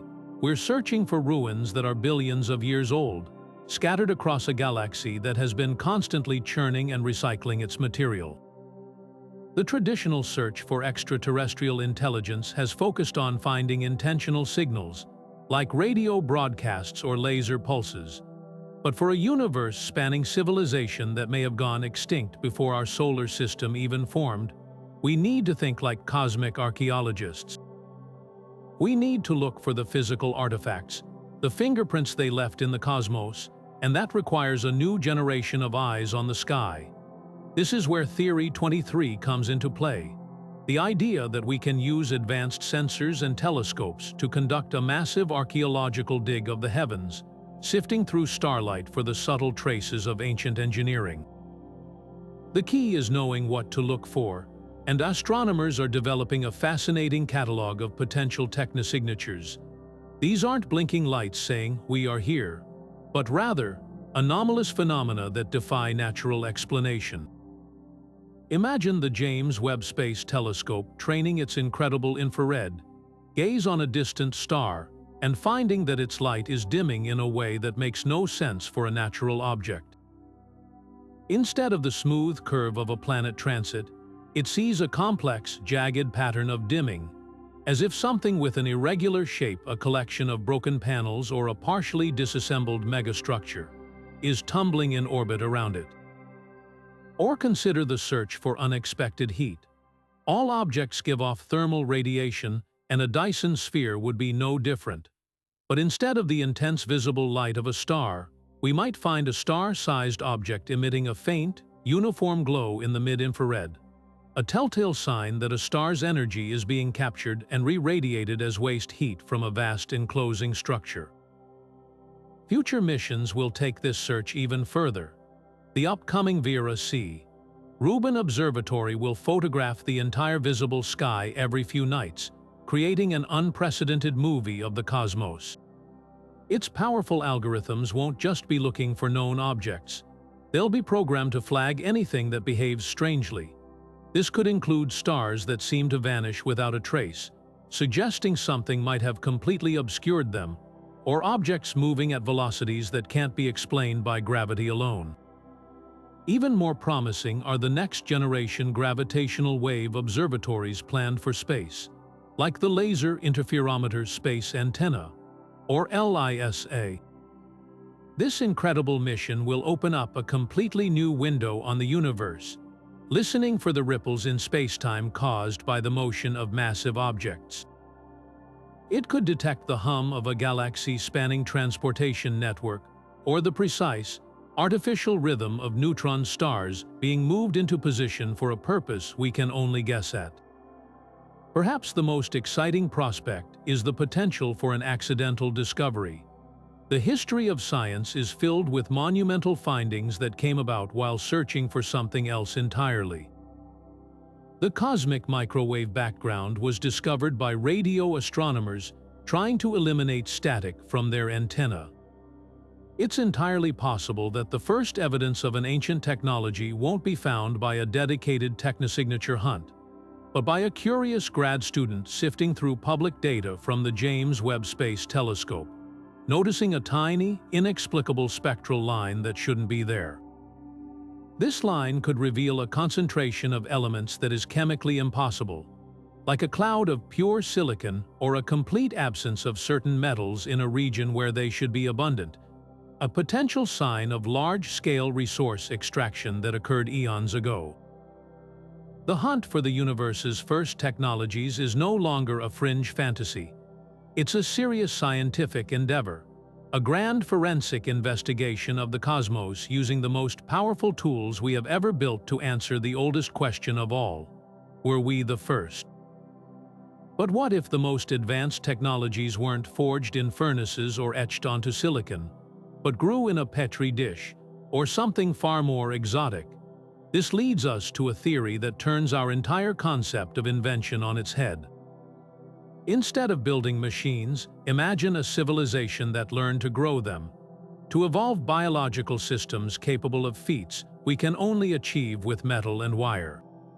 Let's explore Theory 24, the possibility that the universe's first and most profound technologies were not mechanical at all, but biological, a seamless fusion of life and function that used evolution itself as an engineering tool. To grasp this, we must first move beyond our limited view of biology. We see it as soft, slow, and fragile compared to the hard, precise, and powerful nature of our machines. But this is a bias born of our own brief technological adolescence. For a civilization with billions of years of head start, the advantages of biological technology could be overwhelming. Biology is self-repairing, self-replicating, and incredibly energy efficient. It operates at room temperature, uses readily available materials, and can adapt to changing conditions. A starship grown from a single seed wouldn't need a crew of mechanics. It would heal its own wounds and could even reproduce, creating a new vessel when needed.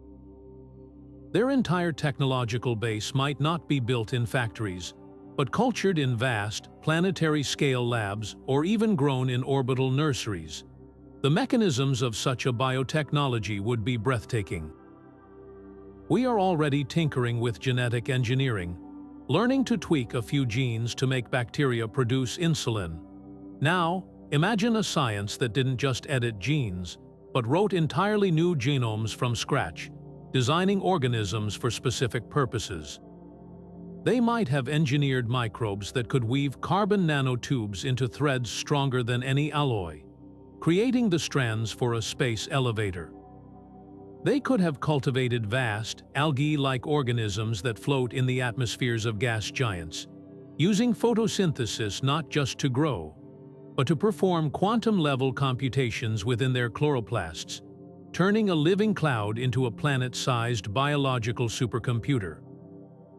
Their version of a communication device might not be a radio, but a specialized organ in a living creature that can sense and emit gravitational waves or neutrinos, a biological modem for the cosmos. The most profound application, however, might be in mastering their own form. A species that fully mastered biological technology would have ultimate control over their own bodies and minds.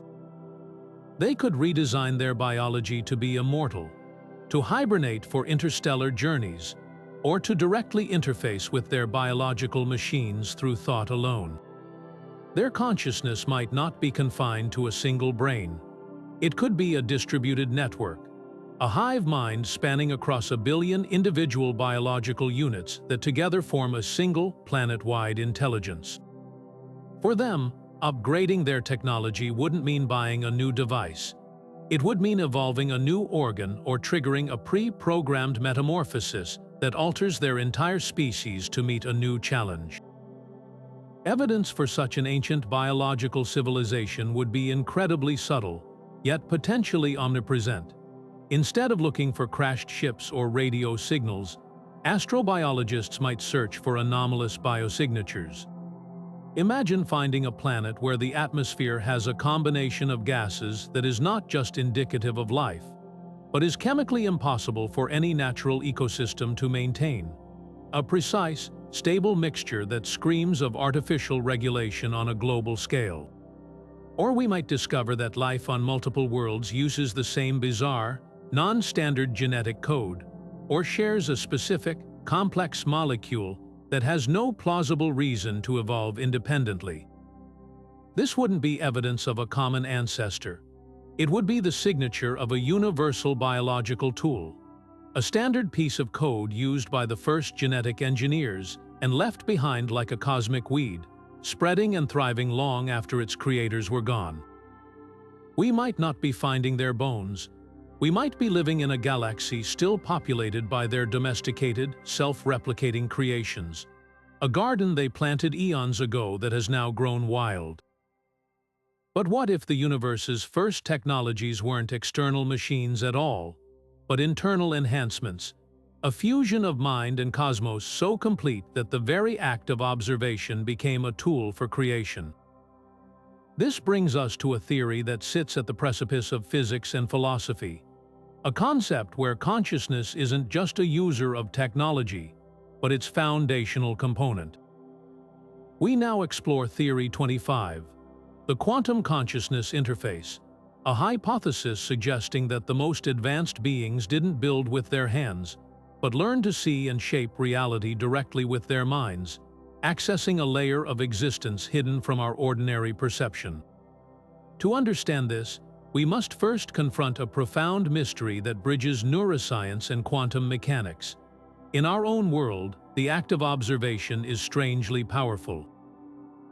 In the famous double-slit experiment, a particle seems to behave as a spread-out wave of possibilities until a conscious observer measures it, at which point it chooses a single, definite state. This has led some leading physicists and philosophers to propose that consciousness may play a fundamental role in collapsing the probability waves of the quantum world, turning potential into actuality. For us, this is a baffling laboratory curiosity. But for a civilization that had billions of years to study the connection between mind and matter, this could have been the starting point for an entire technological paradigm. Their great leap wouldn't have been the invention of the microchip, but the mastery of their own awareness, learning to will the quantum world into a desired state. Imagine a form of technology with no visible parts, no buttons or screens. A user of this interface would sit in a meditative state, their consciousness focused with laser-like precision. Their goal isn't to think about a calculation, but to directly perceive the quantum state of a system, to see the superposition of particles or the entanglement between them as clearly as we see colors. Having perceived it, they could then, through sheer focused intention, guide its collapse into a specific, useful outcome. They wouldn't need a particle accelerator to study subatomic interactions. They could simply observe them happening in their mind's eye. Their greatest experiments wouldn't be conducted in labs, but in expanded states of awareness, mapping the quantum landscape with the most sensitive instrument imaginable, a trained and disciplined consciousness. The applications of such a capability are as limitless as they are difficult to comprehend. Construction would be instantaneous. To create a new material or a complex machine, a collective of these beings would hold a shared, precise vision of the final object down to the atomic level. Their synchronized consciousness would then guide the local quantum field, causing the raw materials in front of them to spontaneously organize into the desired form. It would be a form of telekinesis, but not the parlor trick of moving a spoon. It would be the godlike ability to assemble a starship atom by atom from the dust of a planet, simply by thinking it into existence. Healing, communication, travel, every facet of their civilization would be transformed by this direct mental link to the source code of reality. Their cities might not be built on land, but would be dynamic, ever-changing structures that flow and reshape themselves according to the collective will of their inhabitants, a living architecture of pure thought. What evidence could such a non-physical technology leave behind? The signatures would be incredibly subtle, written not in metal but in the very laws of nature. The most compelling clue might be the apparent fine-tuning of the universe for conscious life. The fundamental constants are perfectly set to allow for stars, planets, and beings that can observe them. This could be seen as a cosmic coincidence, or it could be interpreted as a lasting signature of a conscious intervention at the beginning of time. A civilization that had mastered the quantum consciousness interface might have, in the universe's first moments, used its collective will to stabilize the fledgling cosmos, setting the dials on the forces of nature to values that would eventually allow for life and consciousness to emerge. Their greatest technological achievement wouldn't be a thing we could find, but the very stage upon which we now stand. A universe pre-configured to give rise to observers who might one day learn to see the world as they did. Another potential piece of evidence lies closer to home, in the enduring mystery of our own minds. The hard problem of consciousness, why we have subjective experience at all, remains one of science's greatest enigmas. From the perspective of this theory, the spark of awareness might not be a random biological accident. It could be a latent technology, a remnant or an echo of that first great interface. Perhaps those ancient engineers didn't just tune the universe. They seeded it with the potential for consciousness itself, embedding a resonance or a set of instructions within the quantum vacuum. In this view, every conscious mind that has ever arisen is not just a user of reality. but an active, though perhaps unconscious, component of a vast, cosmic network of observation. Our own struggle to understand the link between our thoughts and the physical world might be the faint, genetic memory of a capability we have yet to rediscover. The whisper of a technology that once allowed mind and matter to dance as one. Now, let's turn our attention to one of the most tantalizing pieces of cosmic evidence we have. A faint whisper from the very dawn of time that might just contain a message. This is the cosmic microwave background radiation, the oldest light in the universe. It's a snapshot of the cosmos when it was just 380,000 years old, a baby picture of reality itself. This afterglow fills the entire sky, a nearly uniform blanket of microwave noise that has been traveling for over 13 billion years. For decades, we've studied this radiation to understand the Big Bang. But what if it contains more than just the secrets of our creation? What if it also holds the signature of the creators? This brings us to Theory 26, the idea that the CMB is not a natural relic, but a cosmic billboard. Its subtle anomalies serving as evidence of pre-universe technologies or a message encoded in the first light. The most famous of these anomalies is known as the axis of evil. When scientists created a detailed map of the CMB's temperature fluctuations, they expected to find a random, patternless distribution, a testament to the chaotic conditions of the infant universe. Instead, they found something deeply unsettling. The fluctuations appear to be aligned along a specific axis in space, a preferred direction that seems to violate a fundamental principle of cosmology called the Copernican principle, which states that we do not occupy a special or privileged place in the universe. This alignment is so statistically improbable that it has been a thorn in the side of cosmologists for years. One extraordinary technological explanation is that this axis isn't a natural feature at all, but the gravitational imprint of something that existed before the Big Bang. Imagine a civilization from a prior universe that somehow engineered the conditions for our own cosmos to form. Their technology, perhaps a massive structure or a controlled energy source operating on a scale we can't comprehend, could have exerted a directional pull on the very fabric of spacetime during the initial moments of inflation, leaving a permanent, oriented scar on the CMB that we now detect as this mysterious axis.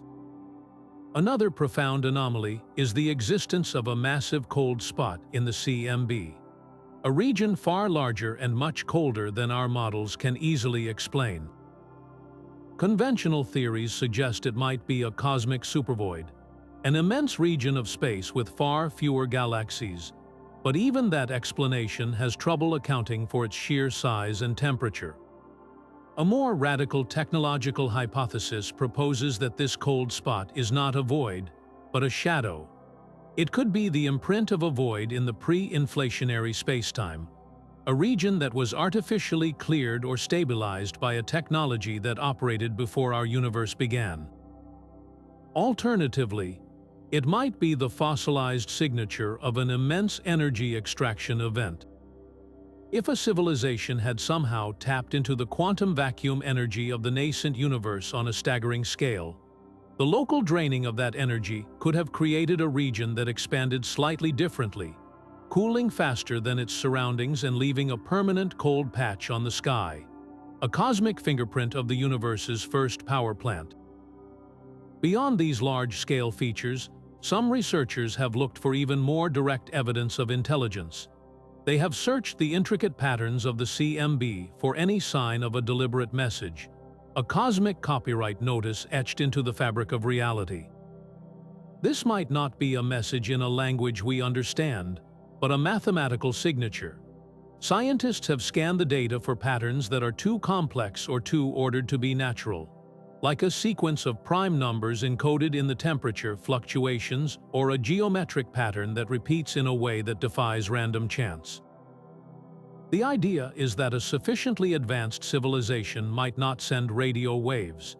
They might manipulate the fundamental parameters of the universe itself during its formation, setting constants or initial conditions in such a way that the resulting CMB would contain a verifiable signature of design.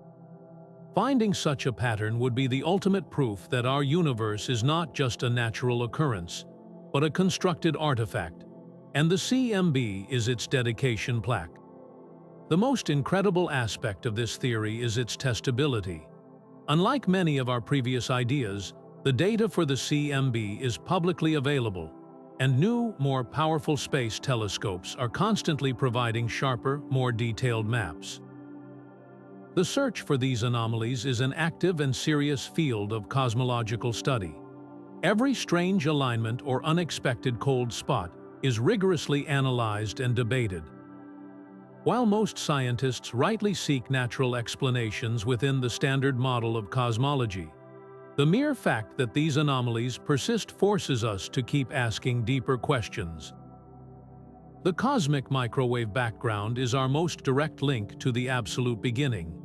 If another intelligence had a hand in that beginning, this ancient light is the most logical and lasting place they would have chosen to sign their work. We are not just reading a history book. We are performing forensic analysis on the universe's birth certificate, looking for the subtle, smudged fingerprints of the midwives who were present at the creation. But what if the ultimate act of preservation wasn't about fighting the end of the universe, but about using its most destructive forces as a sanctuary? This brings us to a theory that reimagines the universe's ultimate predators as its greatest arcs. We now arrive at Theory 27, a profound exploration of black hole engineering and civilization preservation. The idea that advanced beings didn't see these gravitational monsters as threats, but as the only possible vaults sturdy enough to protect them from the end of everything. To understand why, we must first confront the bleakest forecast for our cosmos, the heat death. Trillions upon trillions of years from now, the universe will continue expanding, galaxies will fly apart, stars will burn out, and all energy gradients will slowly even out into a lukewarm, featureless void. In this state, no work can be done, no life can exist, and no information can be processed. It is the ultimate erasure. For a civilization that had achieved near immortality, this would be the only true end they could not avoid unless they found a way to cheat it. A black hole, with its immense gravity and unique properties, might be the only structure in the universe that could provide a sanctuary from this entropic fade to black. The event horizon, the point of no return, could act as a perfect shield, separating whatever is inside from the dying universe outside. The engineering required for such a feat is beyond colossal. It's a fundamental rewriting of a civilization's entire existence. They wouldn't be building a structure to place inside the black hole. They would be transforming their entire society into a form that could survive within it. This likely wouldn't involve physical bodies. Instead, they might find a way to convert their consciousness, their culture, their very essence into pure information. This data would then need to be encoded onto something that could withstand the insane gravitational forces near the event horizon. Some theories suggest using spin-stabilized orbits, placing their encoded data stream into a precise path around a rotating Kerr black hole, where an object can theoretically avoid falling in if it maintains perfect momentum. They would exist in a state of perpetual, stable freefall, circling the drain for eons. Other, more extreme ideas propose that they might actually fall inward, using the black hole's interior as their refuge. While our physics breaks down at the singularity, some models suggest that the interior of a large enough black hole could contain entire universes or stable regions where physics operates differently. They wouldn't be escaping the end. They would be diving into the only place where the end couldn't reach. What would they be waiting for? Their goal might be survival until the universe itself is reborn. Some cosmological models, like conformal cyclic cosmology, suggest that a universe that ends in a heat death could eventually trigger a new Big Bang, birthing a new cosmos from the ashes of the old. A civilization preserved within a black hole could be waiting for that moment, ready to emerge as the gods of a new reality, seeding it with their knowledge and consciousness. Alternatively, they might not be waiting for anything at all. From their perspective, time would be dramatically distorted.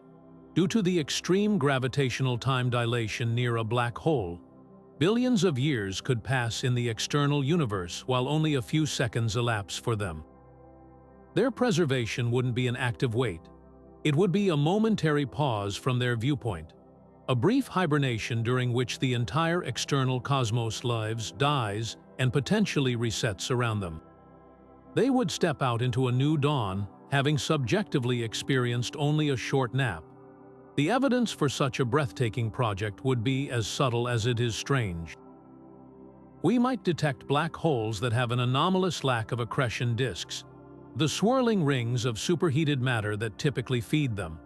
A black hole being used as a sanctuary would likely be cleaned of this dangerous debris to create a stable and safe orbital path for the preserved civilization.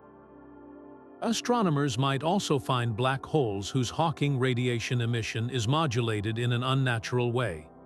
If information is being carefully managed or extracted from just inside the event horizon, it could create a faint, patterned signal in the radiation that leaks out, a whisper of organized data in the random quantum noise. The most telling clue, however, might be the discovery of a population of surprisingly ancient black holes lurking in the galactic halo, far from the star-forming regions where they are normally born. Their great age and quiet isolation making them the perfect, silent libraries for civilizations waiting out the end of time. Now, let's venture into one of the most mind-bending and theoretically profound ideas yet, a form of matter that challenges our very understanding of stability and perpetual motion.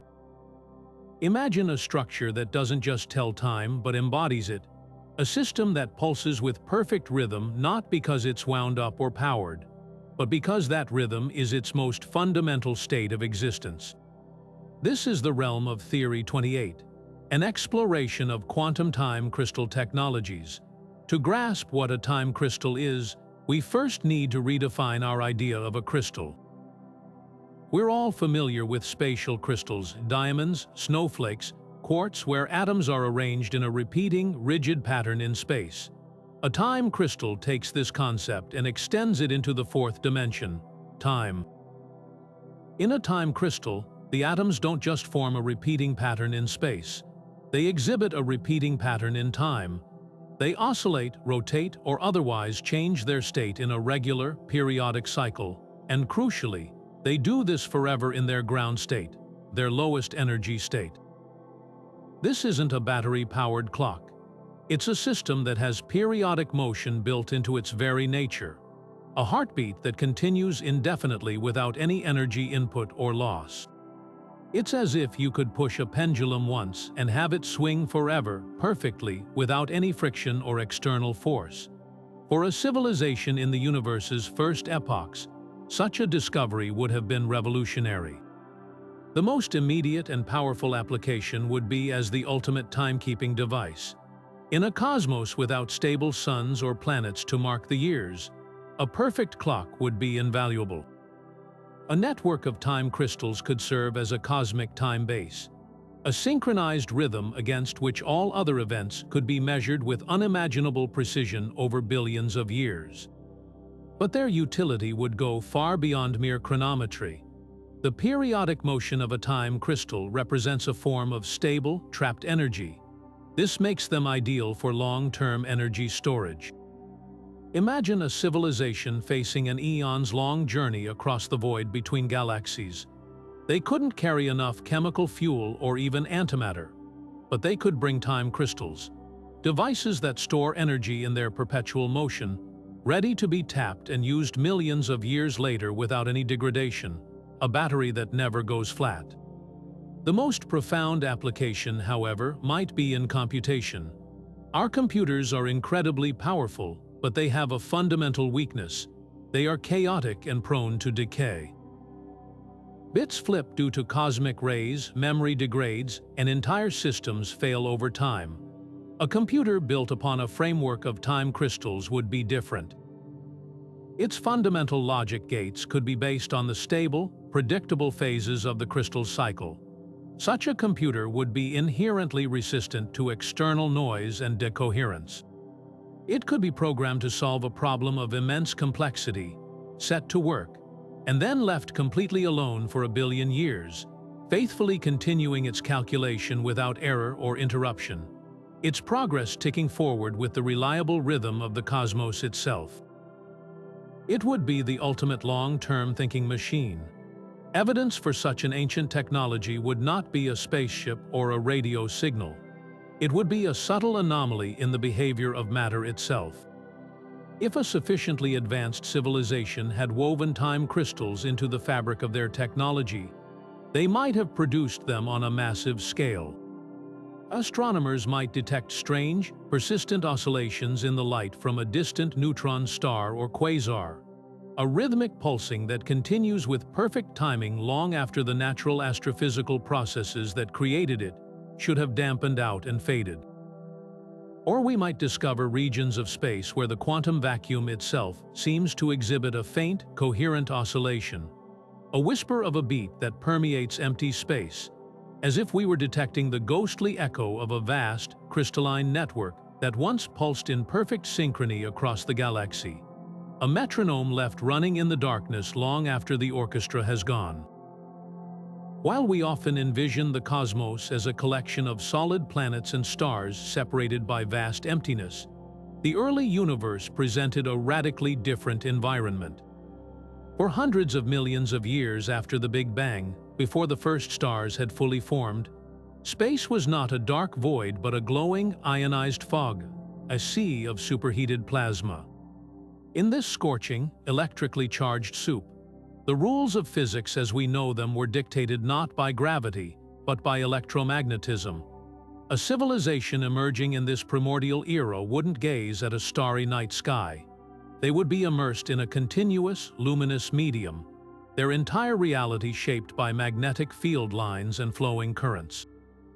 Their technological evolution would have followed a path utterly alien to our own, building not with rock and metal, but with shaped force fields and controlled energy.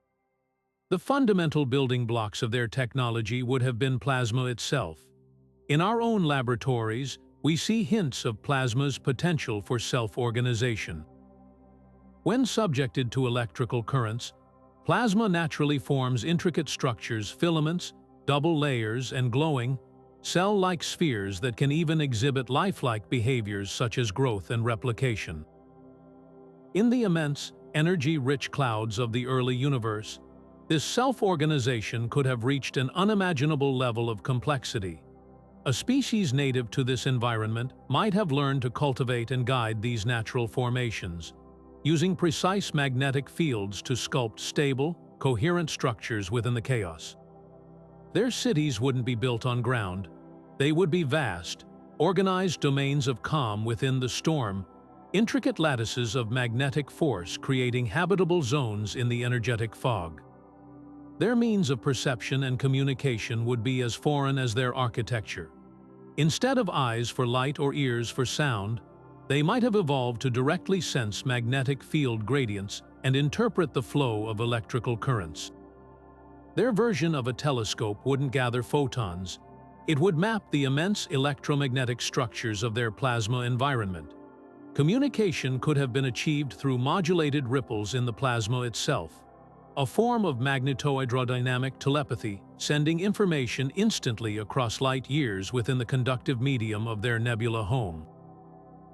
To them, our frantic search for radio signals would seem as primitive as trying to have a conversation by throwing rocks. If such a civilization reached an advanced stage, their grandest projects might be visible to us not as solid objects, but as bizarre electromagnetic anomalies. They could have learned to create and stabilize enormous magnetic loops, effectively weaving cosmic-scale circuits to harness the energy of their entire nebula. We might detect a distant cloud of gas that emits a powerful, coherent radio signal with a complex, repeating pattern, the unmistakable signature of a controlled energy source rather than a natural pulsar.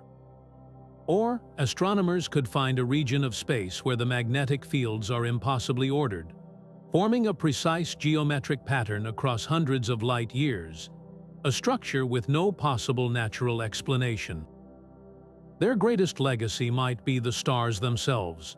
By creating regions of heightened density and magnetic stability, they could have directly triggered the gravitational collapse that led to the formation of the very first suns, essentially seeding the galaxy with the potential for future life.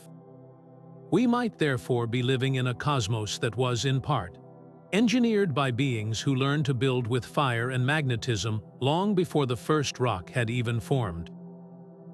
Yet for all the theories of cosmic scale engineering and reality manipulation, perhaps the most intimate and profound possibility is that the universe's first technologies weren't about building megastructures, but about building us. This brings us to our final and perhaps most humbling theory, the cosmic genetic engineering hypothesis. It proposes a radical idea that life on Earth, and potentially throughout the galaxy, is not a random accident, but the deliberate product of an ancient biological project, a garden planted by the universe's first intelligent gardeners. The foundation of this idea rests on two of science's greatest mysteries: the apparent fine-tuning of the universe and the baffling speed of life's appearance on Earth. The fundamental constants of nature, the strength of gravity, the mass of a proton, are perfectly calibrated to allow for the existence of stars, planets, and the complex chemistry necessary for life. The odds of this happening by random chance are astronomically small.